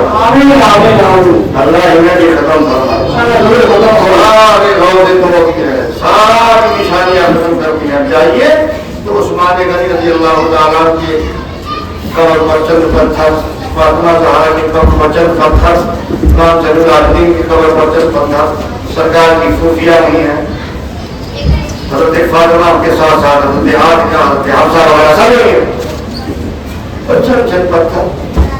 اسی طرح امام مالک کے ہم تو پتھر بھی نہیں لیں گے. عثمان غنی اس لیے کہ جب میں 2002 میں گیا تھا تو ایک چہر دیواری تھی عثمان غنی رضی اللہ تعالیٰ عنہ کے روضہ پاک کے چاروں طرف, جس سے اندازہ ہوتا ہے کہ اسی میں حضرت عثمان غنی آرام فرمائے. مگر اب وہ دیوار بھی ختم ہے تو بالکل صفا پتھر. اللہ بدبختوں کو کیا ضرورت ہے یادگار سے اور اسلامی تاجداروں کے قبروں پر قبے سے کہ کیا دشمنی ہو گئی ہے. ہر قبے کو ختم کر دیا, ہر قبے کو ختم کر دیا. اللہ انہیں نیز تو نابود فرمائے. جو اسلامی یادگار ختم کرتے ہیں کیا کیا نام دے کر, خیر کوئی غلط موضوع ہو جائے گا. اللہ تعالیٰ ان کے شر سے ساری امت کو بچائے, ایسی ذہنیت سے بچائے, ہم سب کو اپنے عقیدے میں کامل بنائے. امام مالک رضی اللہ تعالیٰ نے مدینہ نہیں چھوڑا صرف اس لیے کہ مجھے مرنا ہے مدینے, مجھے رہنا مدینے. حج فرض کے بعد تمہارا نفلی حج نہیں کرنے گئے کہ کہیں راستے میں موت آ گئی تو معاملہ خراب ہو جائے, مکے میں موت آ گئی تو بھی معاملہ خراب ہو جائے. اللہ اکبر. مکے میں موت کیا کم ہے, ارے مکہ میں مرنا کیا کم ہے, کی زیارت گاہ ہے کعبہ. لیکن نہیں, قربان امام مالک تمہاری عقیدت پر, تمہاری محبت پر, تمہاری محبت رسالت پر قربان کہ تم نبی صلی اللہ علیہ وسلم سے اس درجہ پیار کرتے ہو کہ ان کی شہر کو چھوڑ کر مکے میں بھی پڑھنا پسند نہیں کرتے. نہیں گئے کیا تو حج فرض ادا کیا, نفلی حج کے لیے نہیں گئے, رہے مدینہ ہی کے مدینہ ہی کے اس میں رہے. میں نے اس سے پہلے گزرا کہا کہ رہے مدینہ ہی میں, لیکن کبھی مدینے میں پیشاب نہیں کیا. مدینے کا احترام, مدینے کا احترام, مدینے میں رہ کر کبھی مدینے میں پیشاب نہیں کیا, مدینے میں رہ کر کبھی پاخانہ نہیں کیا, مدینے میں رہ کر کبھی چپل نہیں پڑا. عشق رسول, محبت رسول, مدینہ کتنا عزیز ہے وہ بتانا چاہے گا. امام مالک پھر کیا کیا انہوں نے, کیا کچھ کھاتے پیتے نہیں تھے, پھر جیے کیسے, رہے کیسے, زندہ کیسے رہے, کھاتے تھے پیتے تھے, مگر استنجا مدینے میں, پاخانہ مدینے میں. ایک مسلک کے بانی کا نام ہے امام مالک, مسلک کے بانی کا. مالک نے کیا کیا, مدینے پاک کی ایک حرم بنائی کی, حرم مدینہ. جیسے حرم مکہ ہے, حرم مکہ متعین ہے نا، ایسے ہی میرے آقا صلی اللہ علیہ وسلم نے ما بین لا بتائے حدیث پاک میں ہے میرے آقا نے پہلے حرم متعین کر دیا تھا، لیکن امام مالک رضی اللہ تعالیٰ نے باقاعدہ اس کا حساب چاروں طرف سے کیا۔ اللہ نے کعبہ مکہ کو یہاں سے یہاں تک حرم بنایا ہے، اور میں اپنے مدینہ کا حرم اتنا متعین کرتا ہوں اس میں ما بین لا بتائے حدیث پاک میں آیا ہوا، جس کی حد بندی تو اس طرح سے طول میں ہو چکی تھی، آج میں جو دائرہ نہیں بنا، دائرہ نہیں بنا تھا، گول گول دائرہ۔ اب اس کے باہر چاروں طرف سے اس کے باہر اس دائرے کے باہر کا حصہ مدینہ میں نہیں ہے، حرم مدینہ میں، اور اس کے اندر کا حصہ حرم مدینہ میں۔ ایسا گولا نہیں بنا تھا، دائرہ نہیں بنا تھا، نبی نے حد بندی تو کر دی تھی، تو اسی نبی کے حد بندی کے پیش نظر امام مالک رضی اللہ تعالیٰ نے دائرے کی شکل میں پورے مدینے کی حد بندی کی، اور ایک لکڑی بنوایا، ایک بیٹھکا بنوایا، جب استنجے کی حاجت ہوتی تو اس جگہ پر بیٹھتے، اس کنارے پر، اس دائرے پر بیٹھتے کہ جہاں قدم مدینے میں رہتا پیشاب مدینے کے باہر جاتا، قدم مدینے میں ہوتا، اور خضرات جب استنجا کرتے پاخانہ کرتے تو مدینہ کے حد کے باہر جاتا۔ زندگی بھر اہتمام کیا، مدینے میں کبھی پیشاب نہیں کیا، مکے میں مدینے میں کبھی پیشاب نہیں کیا، نہ پاخانہ کیا، اتنا زندگی بھر شور شام جھیلا۔ استنجا ہوتا کرنا ہوتا تو بھاگ جاتے اسی دائرے کے پاس جو حرم متعین کیا تھا کہ اس کے اندر مجھے نہ پیشاب کرنا ہے نہ پاخانہ کرنا ہے۔ نبی کے ارشاد کے مطابق ما بین لا بتائے کی رعایت سے انہوں نے چاروں طرف سے حد بندی کی، اب جا کے اسی دائرے پر بیٹھتے تھے کہ قدم مدینے میں پیشاب کریں گے تو وہ دائرے سے باہر جائے گا، پاخانہ کریں گے تو دائرے سے باہر جائے گا، مگر قدم مدینے۔ اس طرح سے پوری زندگی مدینے میں رہے، مگر کبھی پیشاب مدینے میں نہیں کیا، پاخانہ مدینے میں کیا۔ یہ کون ہے؟ امام مالک رحمۃ اللہ ہے۔ کبھی چپل نہیں پہنا، کبھی چپل نہیں پہنا، ہمیشہ ننگے پاؤں۔ کیوں؟ مصطفیٰ کے قدم پڑے، مصطفیٰ کے قدم پڑے ہوں گے، مالک کی چپل پہن کے چلتا ہے۔ اللہ اکبر، یہ تو مناسب نہیں۔ ایک بار کانٹا چھوٹ گیا،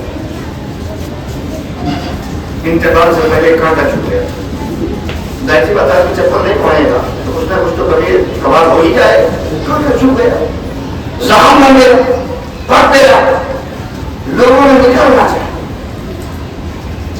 لوگوں نے نکالنا چاہا کہ نکال دیا جائے ورنہ نسل بن جائے گا، دادا نکل دے گا۔ امام مالک منع فرمایا، آخری مرحلہ جب آیا تو کہا حضور آپ اتنا کیوں مزید ہے، یہ کانٹا نکلنا چاہیے کہیں زیادہ تکلیف نہ ہو جائے۔ امام مالک فرماتے ہیں اسے مت نکالو، اسے رہنے دو، اسے مت نکالو، اسے رہنے دو، میرا وقت قریب ہے۔ کیا فرمایا؟ میرا وقت قریب ہے، میں اسے ساتھ لے کے جاؤں گا، میرا رب پوچھے گا مالک کیا لائے ہو تو میں کہہ دوں گا مولا کچھ نہیں، بس تیرے رسول کے دیار کا خار لے کر آئے، مدینہ لے کر آیا۔ اعلیٰ حضرت سرکار بریلی سے بولتے ہیں ان کے حرم کے خار، میرے مالک آپ کے عشق میں اس کانٹے کو محفوظ رکھا اور اسے ذخیرہ آخرت بنایا۔ لیکن بریلی کا تاجدار بھی کچھ کہتا ہے، بریلی کا تاجدار کیا کہتا ہے؟ ان کے حرم کے خار کشیدہ ہے، اس لیے آنکھوں میں آئے، سر میں رہے، دل میں گھر کرے۔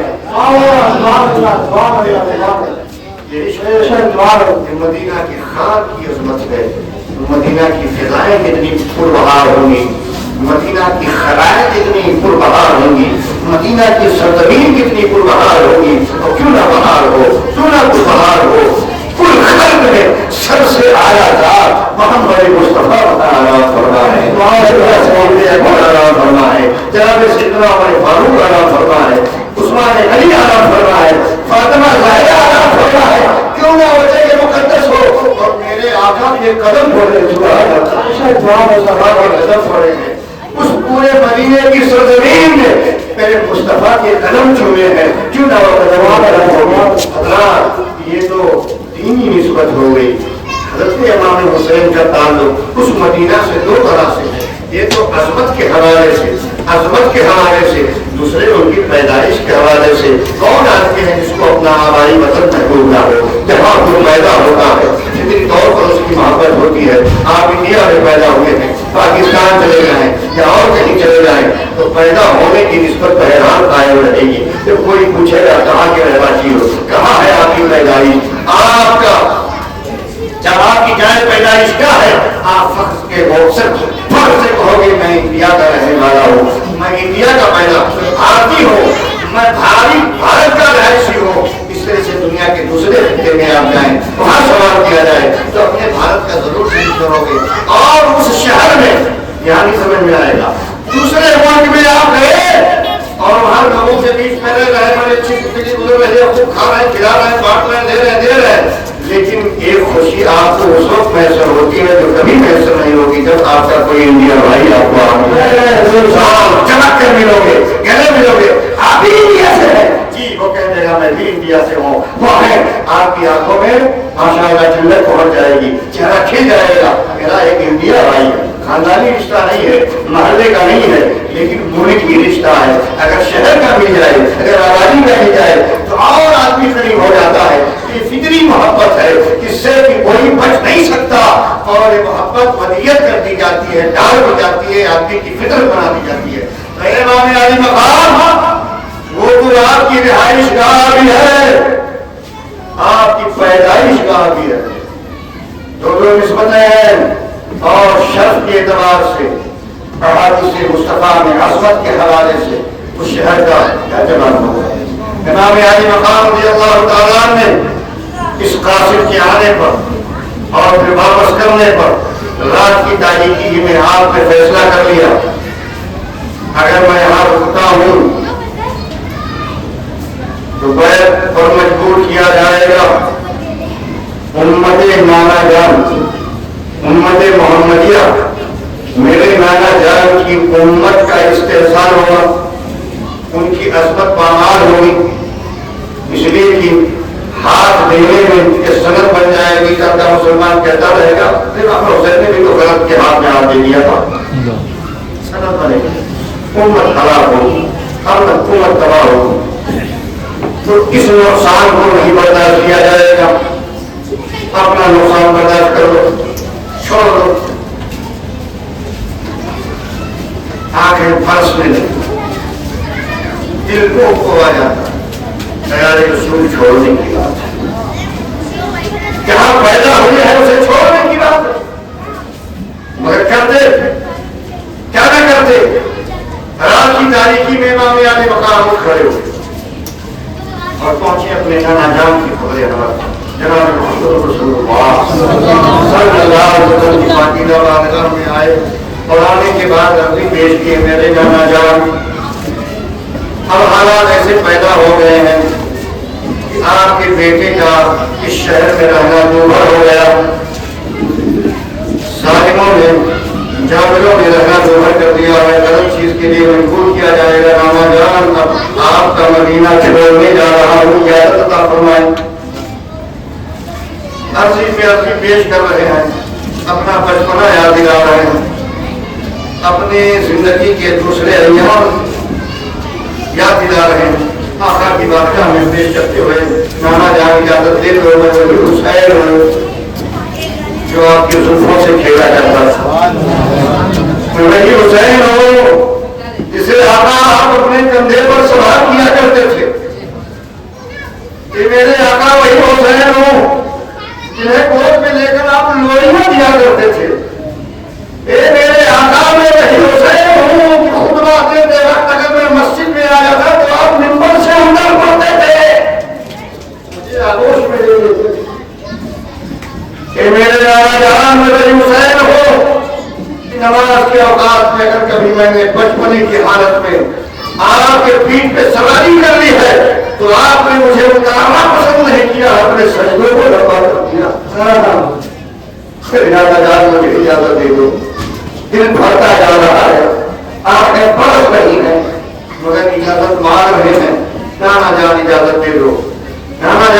نکلنے کی اجازت دے دو، مدینہ آپ کا چھوٹ رہا ہے، اس کا غم تو ہے مگر ساتھ میں بڑی دشواریاں ہیں، عرضی پہ عرضی، گزارش پہ گزارش، درد بھری کہانی سنائے جا رہے ہیں امام علی مقام، رات کی تاریخی ہے، ایک طرح امام حسین ہے، نانا جان ہے، دونوں کے سامنے گفتگو ہو رہی ہے، یہاں تک کہ فرماتے ہیں امام علی مقام کہ ایسے حالت میں اوپر غلو کی تاریخ ہو جاتی ہے، ہر کسی چھپی آتی ہے اور اسی حالت میں دیکھتا ہوں کہ نانا جان میرے نگاہ کو سنتے اور سامنے آ کر آقا کائنات صلی اللہ علیہ وسلم ارشاد فرماتے ہیں بیٹا تجھے اللہ نے اسی دن کے لیے پیدا کیا، جا اور اسلام کی حقانیت کے لیے سینہ چپا ہو جا، اپنے خون سے اسلام کو نئی زندگی دے دے۔ ایک آیا ہے جو اسلام پر کلمہ دار بننا چاہتا ہے تو اپنی شہادت کی نورانیت سے اسلام کو نیا بند دے دے۔ جا اجازت ہے میرے طرف سے، آقا کائنات صلی اللہ علیہ وسلم کی طرف سے اس عالم رویا جناب امام حسین رضی اللہ تعالیٰ عنہ کا خط لے لیتے ہیں، پھر جب کی کار ختم ہوتا ہے بیداری میں آتے ہیں، پھر رسول بھی ادا فرماتے ہیں، صلاۃ و سلام نبی کی بارگاہ میں پیش کرتے ہیں اور اپنے زبان سے اجازت لینے کے الفاظ ادا کرتے ہیں اور آقا کائنات صلی اللہ علیہ وسلم کی بارگاہ سے نکل کر جلدی جلدی اپنے ماں حضرت فاطمہ حضرت طیبہ طاہرہ کی بارگاہ میں آتے ہیں، وہاں اسی طرح کے کچھ کلمات ادا کرتے ہیں۔ امی جان دیکھو آپ کا حسین آیا ہوا ہے، آپ کا لاڈلا آیا ہوا ہے، آپ کا دلالا آیا ہوا ہے، اب لوگوں نے مدینے میں رہنا تنگ کر دیا ہے، مدینے میں رہنا میرے لیے خطرے سے خالی نہیں ہے، اجازت برابر فرمائیں، اب آپ کا مدینہ چھوڑ رہا ہوں، اب یہ آپ کی قبر پہ حاضری نہیں ہو سکے گی، آپ کا مدینہ چھوٹ رہا ہے، آپ کی زیارت چھوٹ رہی ہے، آپ کی بارگاہ کی حاضری چھوٹ رہی ہے، عرضیاں ڈالتے جاتے ہیں، لیکن وہاں پھر اللہ کی قدرت بڑی صورتحال پیدا ہوتی ہے، وہاں بھی عالم بے خودی میں آتے ہیں اور ان کی تاریخ ہو جاتی ہے۔ سرکار امام علی مقام رضی اللہ تعالیٰ عنہ سے حضرت فاطمہ زہرا طیبہ طاہرہ مخاطب ہوتی ہیں، بیٹا دل تو کہتا ہے قبر پھاڑ کر آ جاؤں اور تجھے شہادت کا دولہا بنا، لیکن اس طرح مجھے قبر سے باہر آ جانے میں قیامت سے پہلے قیامت آ جائے گی، بیٹا جا نانا جان کے دین کی حمایت سے اپنا سب کچھ لٹا دے، قربان کر دے، حقانیت پر جس طرح تو آج قائم ہے اسی پر قائم رہنا، کیا ظلم ہوگا برداشت کرنا، حیرانی آئے گی برداشت کرنا، پریشانی آئے گی پریشانی برداشت کرنا، صبر کا دامن تھامے رہنا، بیدار ذات تجھے کامیابی عطا فرمائے گا۔ ماں کی طرف سے بھی تسلی آمیز کلمات حاصل ہو جاتے ہیں۔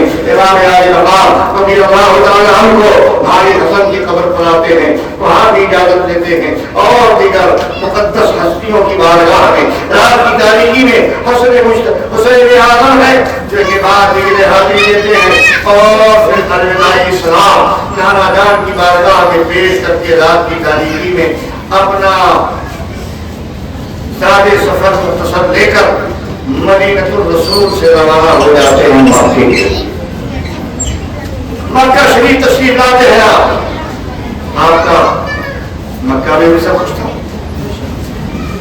مکہ میں بھی آپ کے ماننے والے تھے، مکہ میں تشریف لائے اور مکہ میں آپ کافی کئی مہینہ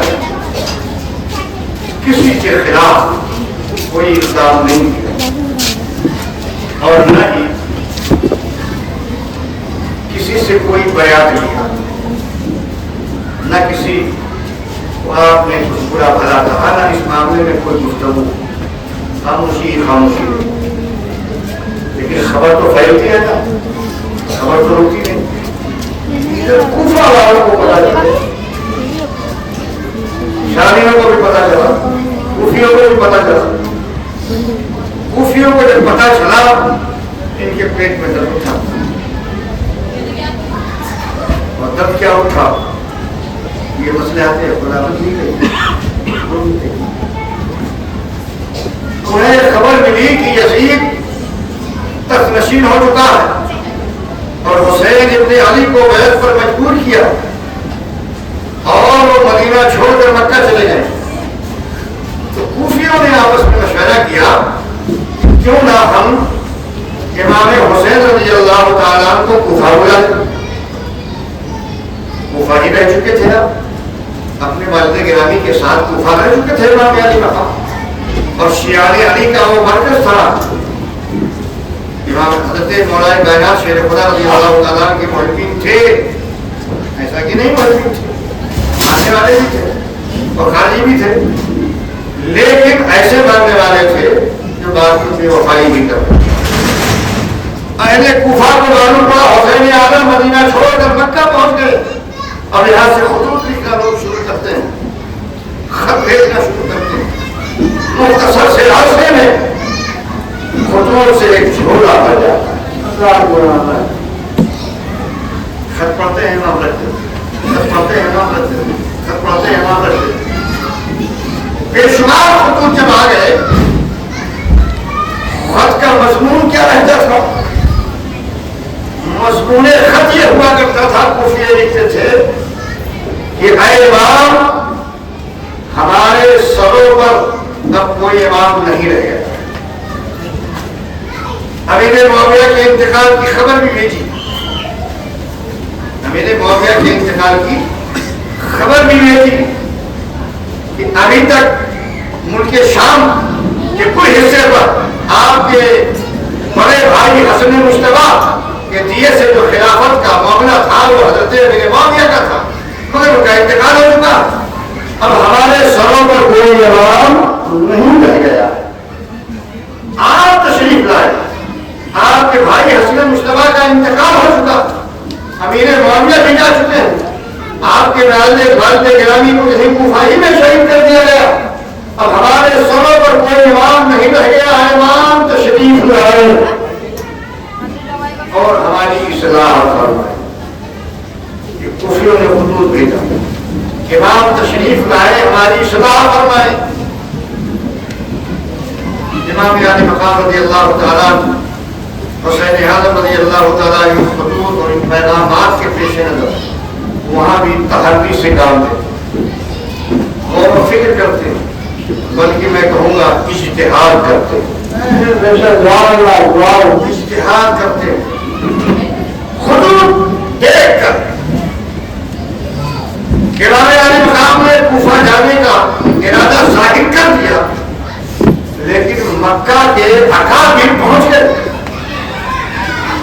اکابرین مکہ پہنچ گئے جس میں صحابہ کی بھی جماعت تھی اور لباس رسول حسین اعظم رضی اللہ تعالیٰ کو منع کیا کہ آپ ہرگز کوفہ کا ارادہ نہ کریں. آپ کو یاد نہیں انہیں کوفیوں نے آپ کے باپ کو شہید کیا اور کوفی اپنے عہد پر قائم نہیں رہتے. آپ ہرگز کوفہ نہ کریں. لوگ سمجھاتے رہے, بتاتے رہے, ادھر سے خطوط آتے رہے, امام پڑھتے رہے, سنتے رہے, لیکن صرف اتنا کہہ دینا میں کہیں آؤں گا یہ کوئی جواب نہیں تھا. اس لیے کہ انہوں نے جو کہا تھا ہمارے سروں پر کوئی امام نہیں ہے, آپ تشریف لائے, ہماری اصلاح فرمائے, یہ بات قابل ہے. آپ نے ہزاروں تقریریں سنی ہوں, آپ نقطوں پر دھیان رکھیں. امام حسین کا جانا کیوں بنا کوفہ؟ ان اہل کوفہ کی تحریر کا یہ حصہ کہ اے امام ہمارے سر پر کوئی امام نہیں رہ گیا ہے, تشریف لائے, ہماری اصلاح فرمائے. ایسے حالت میں امت یا امت کے افراد جب کسی اہل سے مطالبہ کریں اپنی اصلاح کے لیے تو اس اہل پر واجب ہو جاتا ہے کہ وہ پہنچ کر وہاں کتاب و سنت کی تعلیم دے. آپ لوگوں کو تعلیم دینا ہمارے لیے یہ فرض کفایہ, لیکن ایک ایسا خطاب جہاں لوگ اللہ و رسول سے بالکل نہ واقف ہوں, نہ نماز جانے, نہ روزہ جانے, نہ حج جانے, نہ زکات جانے, کوئی احکام نہ جانے, اور تنہا مجھے اگر دعوت دی جائے اور دوسرا وہاں کوئی نہ پہنچنے والا ہو، موقع پہ نہ ہو، اور صرف مجھے خبر دی گئی، تو ان کی اصلاح کے لیے معرفت خداوندی پیش کرنے کے لیے، نبی کی رسالت پیش کرنے کے لیے ہم پر واجب ہو جائے گا کہ ہم وہاں پہنچیں، یا کسی بھی دیندار پر، اہل علم پر واجب ہو جائے گا۔ میرا امام کیسا ہی کروا رہا ہے، میرے امام کے علم کا بھی جواب ہے۔ آپ فرماتے ہیں کوفیوں کے خطوط کا یہ حصہ، یہ امام ہمارے سب پر کوئی امام نہیں دے گیا جو ہماری صلاح کرے آپ تشریف لائے، اور ہم آپ کے ہاتھ پر بیعت کریں گے، ہم آپ کی تعریف کریں گے، ہم آپ کی مدد کریں گے۔ اب انکار کی کیا وجہ ہو سکتی ہے؟ انکار کی وجہ کیا ہو سکتی ہے؟ جانا ہی بنتا ہے، لیکن ادھر صحابہ کرام، بڑے بڑے صحابہ کرام جو مکہ میں موجود ہیں، نہ جانا، کوفی وفا نہیں کرتے، جائیے گا نہیں، وہ آپ کے باپ کے ساتھ غداری کر چکے ہیں، حسن مصطفیٰ کے ساتھ غداری کر چکے ہیں، آپ جانا نہیں، آپ کے ساتھ بھی غداری ہو۔ صحابہ کا روکنا، ادھر سے خطوط کا آنا، یہ دو بڑے اہم پہلو، بڑے نازک پہلو تھے۔ امام اس پر بھی غور کرتے رہے، غور کرتے رہے، یہاں بھی آپ نے تیسرا راستہ نکالا، نہ کوفہ جاؤں گا نہ مکہ رکوں گا، نہ صحابہ کی بات رد کی جائے گی نہ ان کی خواہش کو رد کیا جائے گا۔ تیسرا راستہ کیا اشتہار ہے میرے باپ کا، تو نازک حالات میں میرا امام جو فیصلہ لے رہا ہے قابل توجہ ہے۔ فرماتے ہیں ان کی بھی رہ جائے، ان کی بھی رہ جائے، اہل کوفہ کی بھی رہ جائے، اہل مکہ کی بھی رہ جائے۔ امام فرماتے ہیں ایک جواب لکھتے ہیں کہ اے اہل کوفہ، تمہارے خطوط سے مجھے یہ علم ہوا کہ تم مجھے اپنے ہاں بلا رہے ہو بیعت کے لیے، تو سرے دستوں میں نہیں آ سکتا، میں اپنے جانے سے پہلے مسلم بن عقیل کو روانہ کر رہا ہوں۔ یہ وہاں جائیں گے، حالات کا جائزہ لیں گے، اور حالات کا جائزہ لینے کے بعد اگر انہوں نے ہاں میں جواب دیا تو میں بالکل آنے کو تیار ہوں۔ صحابہ کی بھی رہ گئی اور ان کی بھی رہ گئی۔ بن عقیل رضی اللہ تعالیٰ کو رکا دیا، اور اس کے بعد نے تیار کیا کہ وہ تیار ہوئے، حضرت مسلم بن عقیل رضی اللہ تعالیٰ کے کو ساتھ جانے کی تیار، ساتھ میں جانے کی چلے گئے، پہنچ گئے۔ جب پہنچ گئے حضرت سیدنا امام مسلم رضی اللہ تعالیٰ اپنے دونوں شہزادوں کے ساتھ کوفہ پہنچ گئے، ٹھیک جامع مسجد میں پہنچے۔ جامع مسجد سامنے ہے، اس سے پہلے ام ہانی کا گھر ہے، میں نے دیکھا ہے، زیارت کے ساتھ کو زیارت کرائے، اور اس سے پہلے حضرت مولا کائنات شیر خدا کا مکان آج بھی باقی ہے، حضرت مولا کائنات کا ام ہانی رضی اللہ تعالیٰ کا گھر تو باقی ہے، ہانی حضرت ہانی کا گھر تو باقی نہیں رہ، لیکن ہانی کا گھر بیچ میں پڑتا ہے، اور حضرت امام ہانی مقام مولا کائنات شیر خدا کا جو مکان تھا، اور گورنر ہاؤس یا کوفہ کی جامع مسجد کوئی گورنر ہاؤس بھی تھا، ان دونوں کی تھوڑی سی مسافت ہے، آپ پیدل آ سکتے جا سکتے، بلکہ نگاہ دوڑائیے تو ادھر جامع مسجد کوفہ ہے، اور جب نگاہ دوڑائیے تو حضرت مولا کائنات شیر خدا کا گھر ہے جو کوفہ میں آپ نے بتائیے فرمایا تھا۔ تو سیدھا حضرت امام مسلم پہنچے جامع مسجد کوفہ۔ جامع مسجد کوفہ میں پہنچنے کے بعد آپ نے اپنا منشا ظاہر کیا، اعلان فرمایا،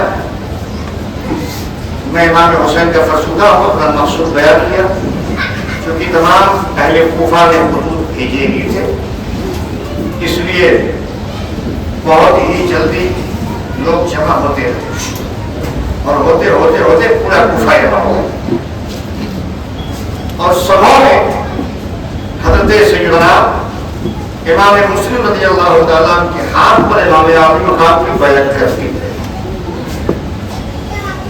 سلسلہ بڑھتا جا رہا ہے، سلسلہ بڑھتا جا رہا ہے، بڑھتا جا رہا ہے، بڑھتا جا رہا ہے، بڑھتا جا رہا ہے، یہاں تک کہ کوفہ کے اکثر و بیشتر لوگ امام مسلم رضی اللہ تعالیٰ کی ہاتھ پر امام حسین کی بیعت کر چکے.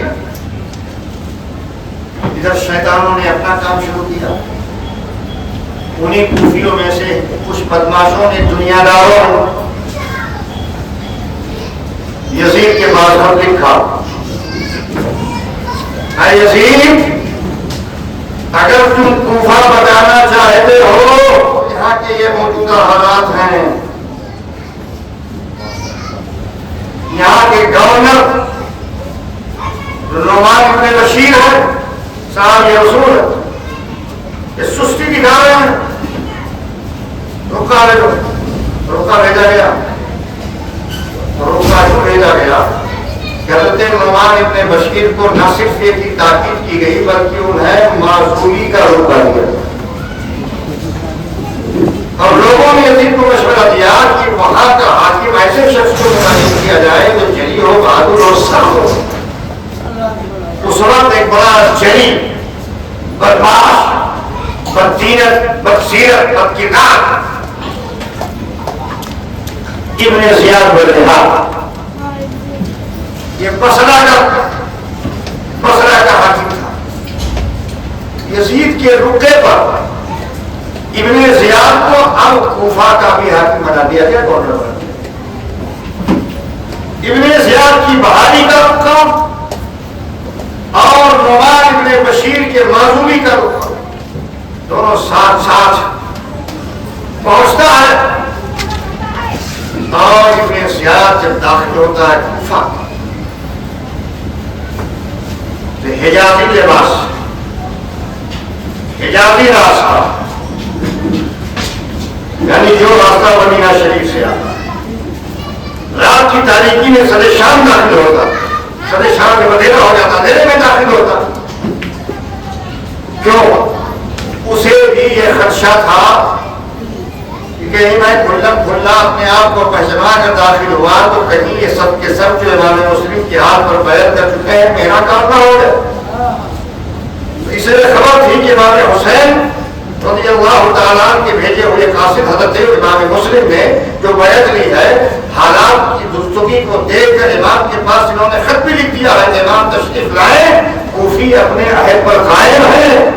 تو اہل کوفہ خون سمجھ رہے ہیں کہ امام علی مقام یعنی حسین مکہ سے ہم کوفہ آنے والے ہیں، تو راستہ کیا ہوگا؟ حجازی راستہ ہوگا. یہ بدبخت بصرہ سے نکل کر مکہ کا راستہ لیا، جو آج مجھے کوفہ ہے. الحمدللہ اس فقیر کی حاضری کوفہ بھی ہوئی ہے، بصرہ بھی ہوئی ہے. یہ بصرہ ہے تو کوفہ ادھر چلے گا، یہ کوفہ ہے تو بصرہ یہاں بدل آئے گا. پھر ادھر سے گھوم کے آپ کو یہ آنا پڑے گا، یہ مدینہ شریف کا راستہ، مدینہ شریف کا یہ راستہ ہے، مکہ کا یہ راستہ ہوگا یہاں کوفہ آنے کا. بصرہ ادھر وہ سائڈ میں ہے تو بصرہ سے ڈائریکٹ اسے کوفہ آنا چاہیے دوسرے راستے سے، لیکن وہ گھوما اور گھومنے کے بعد پھر یوں حجازی راستہ لیتا ہے، مدینہ کا راستہ لیتا ہے، مکہ کا راستہ لیتا ہے اور حجازی لباس پہنتا ہے، عربوں جیسا لباس پہنتا ہے. پہننے کے بعد پھر سر شام داخل ہوتا. اچھا لوگوں کو پہلے سے انتظار تھا کہ امام علی مقام رضی اللہ تعالیٰ کے پاس ان کا بھیج دیا گیا ہے، امام مسلم نے اس کی تائید کر دی ہے، امام وہاں سے چل پڑے ہیں. سارا کوفہ امام کے انتظار میں ہے، کب امام علی مقام تشریف لا رہے ہیں، کب نیاز رسول جلوہ فرما ہو رہے ہیں، کب ان کی زیارت کی برکتیں ہم حاصل کر سکیں گے. سراپا انتظار میں ہے. رات کے حصے میں اندھیرے حجازی راستے سے حجازی لباس پہن کر آتا ہوا دیکھ کر سارا اہل کوفہ خوشیوں میں مچل اٹھتا ہے. سب شہر پناہ سے باہر نکل کر کوئی درختوں پر کھڑا ہو جاتا ہے، کوئی دیواروں پر کھڑا ہو جاتا ہے، کوئی گھر کی بلندی پر کھڑا ہو جاتا ہے اور سب یہ کہتے ہیں مرحبا یا ابن رسول اللہ، مرحبا یا ابن رسول اللہ، مرحبا یا ابن رسول اللہ، مرحبا یا ابن رسول اللہ. قدمت قدوما خیر مقدم عرب کا جو دستور تھا، ایک آنے والے مہمان جو تعظیم کرتے تھے، استقبال کرتے تھے، ان پاکیزہ الفاظ کا استعمال تمام اہل کوفہ کرتا ہے، کیا سمجھ کر کہ امام علی مقام تشریف لا رہے ہیں، حسین اعظم آ رہے ہیں، نواسے رسول آ رہے ہیں، سارا شہر آ رہا ہے۔ اور داخل ہوا، چہروں کو پہچانتا ہوا کہ کون استقبال کی کس حد تک آگے بڑھا، چہروں کو پہچانتا رہا، نقاب ڈالے ہوئی ہے، داخل ہو رہا، پہچانتے پہچانتے پہچانتے پہچانتے اور جب آگے شہر میں داخل ہو گیا، ابن زیاد بلنہار شہر میں داخل ہو گیا، بھیڑ اکٹھا ہوتے ہوتے ہوتے ہوتے زیادہ اکٹھا ہو گئے، عورت بچے بوڑھے سب ایک عرصہ ہو گیا تھا نواسے رسول کے دیدار کو ترس گئے تھے، 20 سال سے زیادہ عرصہ گزر گیا، حسن مصطفیٰ کے ساتھ رخصت ہو گئے تھے، مدینہ چلے گئے تھے، وہ حسین جو انہیں اپنے باپ کی موجودگی میں کھیلتے رہے، گھومتے رہے، باپ کی پشپناہی کرتے رہے، باپ کے ساتھ کام بجاتے رہے، خدمت دین انجام دیتے رہے، نامہ کا پیغام سناتے رہے، رسول اللہ کی حدیثیں سناتے رہے، سب میں جذبہ ہوا۔ ایک زمانے کے بعد حسین اعظم کا چہرہ دیکھنے کو ملے گا، شاید امت پڑے، جب زیادہ بھیڑ ہوگی، جمع ہو گیا، راستہ چل رہا، دوبارہ ہو گیا، تو ابن زیاد بلنہار کا ایک شخص اعلان کرتا ہے، لوگوں سنو، یہ ابن رسول نہیں ہے، یہ عبید اللہ ابن زیاد ہے، یہ عبید اللہ ابن زیاد ہے، اور آج سے کوفہ کا یہ گورنر ہے، نعمان ابن بشیر کو معزول کیا جاتا ہے، یہ یہاں کے بھی گورنر ہے، بصرہ کے بھی گورنر۔ اتنا سننا تھا، سارے لوگ اپنا منہ بنائے نکل گئے، اپنا سب منہ بنایا۔ کیا امید تھی، کس خواہش کے پیش نظر ہم آئے تھے، کیا ہو گیا؟ خیر سب اپنے اپنے گھروں کو۔ رات میں اس نے کوئی اقدام نہ کیا، صبح میں اس نے اعلان کیا، گورنر ہاؤس کے چھت سے اعلان کیا، تمام اہل کوفہ کو جمع کیا، اور جمع کرنے کے بعد اعلان کیا، دیکھو میں یزید کی طرف سے اب کوفہ کا بھی گورنر متعین ہو چکا ہوں، اور نعمان ابن بشیر کو معزول کیا جاتا ہے، میں یزید کے حکم پر سختی کے ساتھ عمل کروں گا۔ سارا کوفہ اس پیغام کو سنتا، سننے کے بعد وہ اپنے گھروں کو روانہ۔ ابھی تک امام علی مقام رضی اللہ تعالیٰ کے بھیجے ہوئے قاصد حضرت امام مسلم رضی اللہ تعالیٰ نمازیں پڑھاتے ہیں، جس میں جامع مسجد میں تو سارا کوفہ کی جگہ میں مسجد بھری رہی، ہزاروں کی تعداد ہوتی، بہت بڑی مسجد، ہزاروں کی تعداد جمع رہتی ہے۔ اس اعلان کے بعد دیکھا گیا امام علی مقام رضی اللہ تعالیٰ کے بھیجے ہوئے قاصد امام مسلم کی معیت میں ان کے اوپر جان لینے والے، ان کے ہاتھ پر بیعت کرنے والے دھیرے دھیرے سرکنا شروع کرتے ہیں۔ روایتوں میں آیا کہ وہ آخری موقع تھا جب آپ نے نماز مغرب پڑھائی تو آپ کے پیچھے تقریباً 500 لوگ تھے۔ کتنے لوگ تھے؟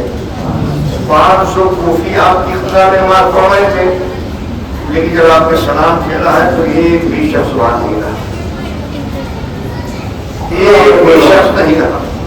اللہ اکبر، ایک عام میں کوفی بدل گئی، یعنی وہ صحابہ کرام جو مکہ المکرمہ میں امام علی مقام سے کہہ رہے تھے وہ بالکل سچا تھا، بلحدین میں مشہور و معروف۔ اچھا ایک بات اور اپنا مشاہدہ میں بتا دوں آپ کو، یقین جانیے، کوفہ میں جانے کے بعد آپ مدینہ شریف چلے جائیں، سبحان اللہ کیا بہار ہے، تمہارا مکہ چلے جائیں کیا بہار ہے، بغداد معاذہ چلے جائیں کیا بہار ہے، سبحان اللہ، بصرہ چلے جائیں کیا رونق ہے، سارا چلے جائیں علی ہادی کے ہاں کیا رونق ہے، سبحان اللہ، اس طرح سے زینبیہ چلے جائیں دمشق میں کیا وہاں رونق کی رونق ہے، مگر شہر کوفہ پر لگتا ہے آج بھی لعنت برس ہے۔ آپ جائیں تو کوئی نکھار نہیں، کوئی رنگ نہیں، کوئی جنگ نہیں، کوئی رونق نہیں، ایسا لگتا ہے اللہ نے دائمی طور پر غداروں کے ہاں سے رونق ختم کی۔ اس خطے کو اپنی رحمت رحمتوں سے اسی وقت محفوظ کر دیا. ایسا محسوس ہوتا, جانے والا ایسا وہ محسوس کرتا. سارے کوفی امام مسلم کی خدا کے رات 1200 تھے, اللہ اکبر کہنے پہ نہیں سلام دینے میں سب آئے. جس کو بلایا گیا حضور لے کر کے اس کے ساتھ ایک غداری, جس کے ہاتھ پر سبوں نے بیعت کر دی اس کے ساتھ ایک غداری. رات کی تاریخ کیوں ہو گئی؟ امام جائیں تو کہا جائے. رات کی تاریخ میں آپ نے پناہ دیا اور ابن زیاد کو یہ بھی خبر دے دی گئی تھی کہ یہ قیام حانی ابن عروہ کیا کیا, کہ کچھ قریبی تھا, مسجد سے قریبی کا تھا, ان کیا قریب کی. اس بدبخت نے ابن زیاد نے پہنچنے کے بعد حانی ابن عروہ کو بلوایا. ان کی تعلقات ان کے اچھے تھے, تجارت وغیرہ کے حوالے سے مسئلہ جانا ہوتا تھا اور کچھ رشتے بھی تھے دور کے. بنا خوف و خطر آپ چلے گئے, نظر بند کر دیا. اس طرح کوفہ کے بڑے بڑے لوگوں کو اس نے پہلے ہی سے نظر بند کر دیا, گورنر ہاؤس میں جمع کر دیا. اب اس کے بعد امام مسلم رضی اللہ تعالیٰ کی تلاش جاری. رات کی تاریخی میں حضرت امام علی مقام رضی اللہ تعالیٰ حانی کے پاس, حانی کے گھر میں تھے. جب حانی کو بلا دیا گیا تو سیدھا ابن زیاد نے کہا کہ حانی اپنے گھر کو شاکشوں کا اڈا بنائے ہوئے ہو. کہا مطلب کیا؟ کہا تم نے مسلم بن عقیل کو اپنے گھر بنا دیا ہے. آپ نے فرمایا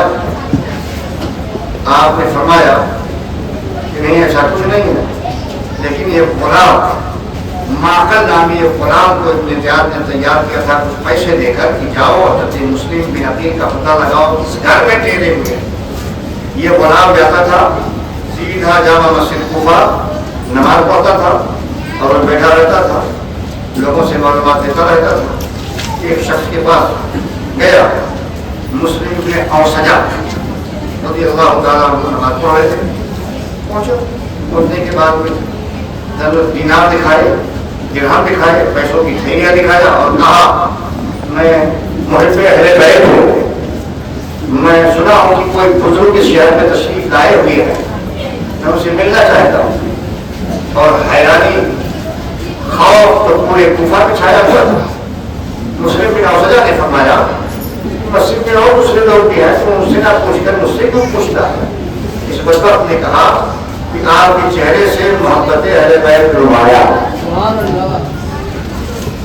دھوکے میں آ گئے اور بتا دیا حانی ابن عروہ کا مکان. اب یہ چاہتا حانی ابن عروہ کے گھر میں رہتا, جو بھی باتیں ہوتی اسے سنتا اور ساری خبر جا کر کے ابن زیاد کو دیتا. ابن زیاد کو ساری خبر دیتا, رپورٹ دیتا. اس نے حانی ابن عروہ کو بلایا اور بلانے کے بعد میں کہا تم نے اپنے گھر کو شاکشوں کا اڈا بنا رکھا ہے؟ کہا نہیں, ایسی کوئی بات نہیں. کہا میں نے سنا ہے مسلم بن عقیل کو تم نے پناہ دی ہے.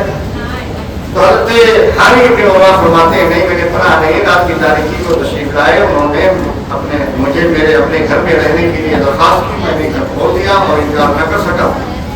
پہلے تو انکار کیا انہوں نے کہ ایسا کوئی نہیں, لیکن جب ماقل نامی غلام کو پیش کر دیا گیا تو اپنی بات ظاہر فرمائی. خیر اس طرح سے حضرت حانی ابن عروہ رضی اللہ تعالیٰ عنہ کو اس نے نظر بندی رکھا اور پھر ان سے یہ کہا کہ مسلم بن عقیل کو میرے حوالے کر دو. آپ نے انکار فرمایا, صلاح جاری رہی. حضرت امام مسلم رضی اللہ تعالیٰ عنہ کے خوف ظاہر ہو گیا کہ میرے رہائش کی اطلاع ابن زیاد بدنہاد کو ہو چکی. آپ نے بھی جگہ بدل دی اور اپنے بچوں کو بھی ٹھکانے لگا. اب وہ اپنی نماز پڑھائی, آپ نے جو نماز مغرب کوئی آپ کے ساتھ نہ رہا تو رات کی تاریخی میں بھٹکنے لگے ادھر ادھر, آنے دروازے بند. ہزاروں سینکڑوں خطوط دے کر جس مہمان کو بلایا گیا اس کے لیے سارے دروازے بند ہیں. سارے شام ہی کوہرام بن جاتا, اندھیرا ہو جاتا, سب کے دروازے بند, سب کے ہاں جواب غائب. ایسا خوف پھیلا دیا, ایسا حیران پھیلایا. اس ابن زیاد بدنہاد نے, عبید اللہ ابن زیاد نے پورے کوفہ کے اندر سارے شام کی دروازے بند ہو جاتے, سب کے چراغ بجھ جاتے. حضرت امام مسلم رضی اللہ تعالیٰ کی تاریخی میں وہ اپنی نماز ادا کرنے کے بعد جب نکلتے ہیں تو دیکھتے ہیں ہر دروازہ بند ہے, جائے تو کہاں جائے. جسے مہمان بنا کر بلایا گیا کہاں جائے. چلتے کافی مسافت طے کرنے کے بعد ایک بوڑھی خاتون کے ہاتھ پہنچتے ہیں. طوحا نامی خاتون تھی, وہ اپنے دروازے پہ بیٹھے ہوئے چراغ جلائے ہوئے اپنے بچے کے انتظار میں تھی. اس کا بچہ کہیں کام پہ گیا تھا, اس کے آنے کا انتظار کر رہی تھی. امام مسلم کو پیاس لگ گئی. آپ پانی پینے کی غرض سے اس کو بھی خاتون سے مخاطب ہوئے, سلام کیا, جواب ملا. کہا مجھے اللہ کی بندی پانی پلا سکتی ہے؟ پانی لے کے آئی, آپ نے پانی نوش فرمایا اور پھر نہیں کھڑے رہے. پوری خاتون نے کہا کہ آپ پانی پی چکے ہیں, آپ کی راہ لیں. تو وہاں آپ نے ساری حقیقت ظاہر فرما دی کہ میں اور کو نہیں, مسلم بھی رکھے اور میرے ساتھ اس شہر والے نے غداری کی ہے. میرا کوئی گھر نہیں, کوئی در نہیں, میں جاؤں تو کہاں جاؤں, پناہ کہاں. چنانچہ وہ محب اہل بیت تھی, اس کے دل میں اہل بیت کے باہر کی محبت آئے گا. اس نے حضرت امام مسلم رضی اللہ تعالیٰ کو اپنے گھر کے اندر دے ایک خاص مجرے میں آپ کا بیان کروایا. کچھ دیر کے بعد اس کا لڑکا آیا, دیکھا کہ ماں اپنے خاص کمرے میں بار بار آ رہی, جا رہی ہے. پوچھا ماں کیا بات ہے؟ آپ کا کوئی بات نہیں, کھانا تو خاص ہو. میں بار بار آتا جاتا دیکھ کر بیٹے نے اشارہ کیا, ماں بات کیا ہے, کون ہے کمرے میں, کس کو بلایا آپ نے, کون ہے موجود, انتظار کرنے لگی. تو پوری خاتون نے کہا کہ راستہ دانا طور پر تجھ سے کہتی ہوں, اس بات کو کہیں ظاہر نہ کرنا. مسلم میں نقیل ہیں تو انہوں نے میرے گھر پناہ دے دیا ہے اور سارے دروازے بند ہو چکے ہیں, صرف میرا دروازہ کھلا ہوا تھا. انہوں نے پناہ مانگی, میں نے پناہ دے دی ہے. وہ آرام فرما اور اس بات کو ظاہر نہ کرنا, ان کی جان کنارے پڑ چکے ہیں. زیاد نے اعلان کر دیا, تم نے سنا نہیں؟ کہاں سن چکا ہوں. پورے شہر میں جو کوڑا مچا ہوا ہم سب جانتا ہوں. ماں کے سامنے ساری باتیں تو سن لیا, کہہ دیا, لیکن صبح ہونے کا انتظار کرنے لگا. کاروباری تھا, بدماش کرتا تھا, دوستی یاری میں زندگی گزار رہا تھا. یہ خبیث بدبخت نکلا تھا وہاں کا لڑکا اور جانے کے بعد اپنے دوستوں کو خبر دے عبادت اور نماز میں پہنچ گئی. امام مسلم کے ٹھکانے کا پتہ چل گیا. اتنے زیادہ بدنہاد نے امام مسلم کی گرفتاری کے لیے چند سوالوں کو بھیجا. چند سوال جب آنے کے بعد نامی خاتون کے اس گھر پر پہنچنے کے بعد امام مسلم نے جب گھوڑوں کی آواز سنا تو محسوس کر لیا کہ شاید دشمن حملہ کرنے کے لیے آ گئے. ننگی دروازے کا رابطہ باہر آ گئے اور اس کو شنید ہوئی. اس کو شنید ہونے کے بعد امام علی مقام رضی اللہ تعالیٰ کی بھیجے ہوئے قاصد امام مسلم رضی اللہ تعالیٰ نے مقابلہ کیا. انہوں نے گرفتاری کی بات کہا, آپ کو گرفتار کرنے آئے. کہا ایسا حال کیوں نہیں ہو سکتا. خیر ان دونوں میں گفتگو ہوئی, جھڑپیں ہوئی, لڑائی ہوئی, حتیٰ کہ حضرت سیدنا امام مسلم رضی اللہ تعالیٰ کو انہوں نے بڑی بے دردی کے ساتھ بدبختوں نے شہید کر دیا. وقت کے زیادتی کی پیش نظر میں بات سمیٹ کر ہی ختم کرتا ہوں. شہید کر دیا. امام مسلم رضی اللہ تعالیٰ کو کیسے شہید کیا؟ اور شہید ہو دار میں ٹوٹ گئے. الامان الامان کا نعرہ دیا, سواری پر بٹھایا اور لے کر کہاں پہنچے؟ Governor house. گورنر ہاؤس میں جب پہنچے تو اتنے زیادہ بدنہاد کا امام مسلم سے مکالمہ ہوا. اس نے بدتمیزیاں کی, گستاخیاں کی. آخرکار بدبخت نے حضرت امام مسلم رضی اللہ تعالیٰ کو اسی گورنر ہاؤس میں شہید کر کے آپ کے دھڑ کو وہیں سے نیچے گرا دیا. بدبخت سب سے پہلی غداری جو اہل کوفہ کی ہوئی وہ حضرت امام مسلم رضی اللہ تعالیٰ کے ساتھ. اب بچے, ان کے دونوں بچے, ان کا سراغ لگانا ہوا انشاءاللہ بچوں کے حوالے سے اور پھر کربلا کے جانشانوں کے حوالے سے کچھ ضروری معلومات کر کے بچوں میں سے بات کریں گے. اللہ تعالیٰ ان شہدائے کرام کے شہادت کا اور ان کے سب و استقلال کا حصہ ہم سب کو عطا فرمائے اور ان کی قربانیوں کو اپنی راہ میں قبول فرمائے. انہوں نے جس طرح مشقتیں اٹھا کر دقتیں اٹھا کر ہمارے لیے اسلام کو آگے بڑھایا ہے, پھیلایا ہے, اللہ ان جانشانوں کی جانشانی قبول فرمائے. السلام علیکم ورحمۃ اللہ تعالیٰ. وقت سے کل انشاءاللہ پورا بیان مکمل کرنا ہے.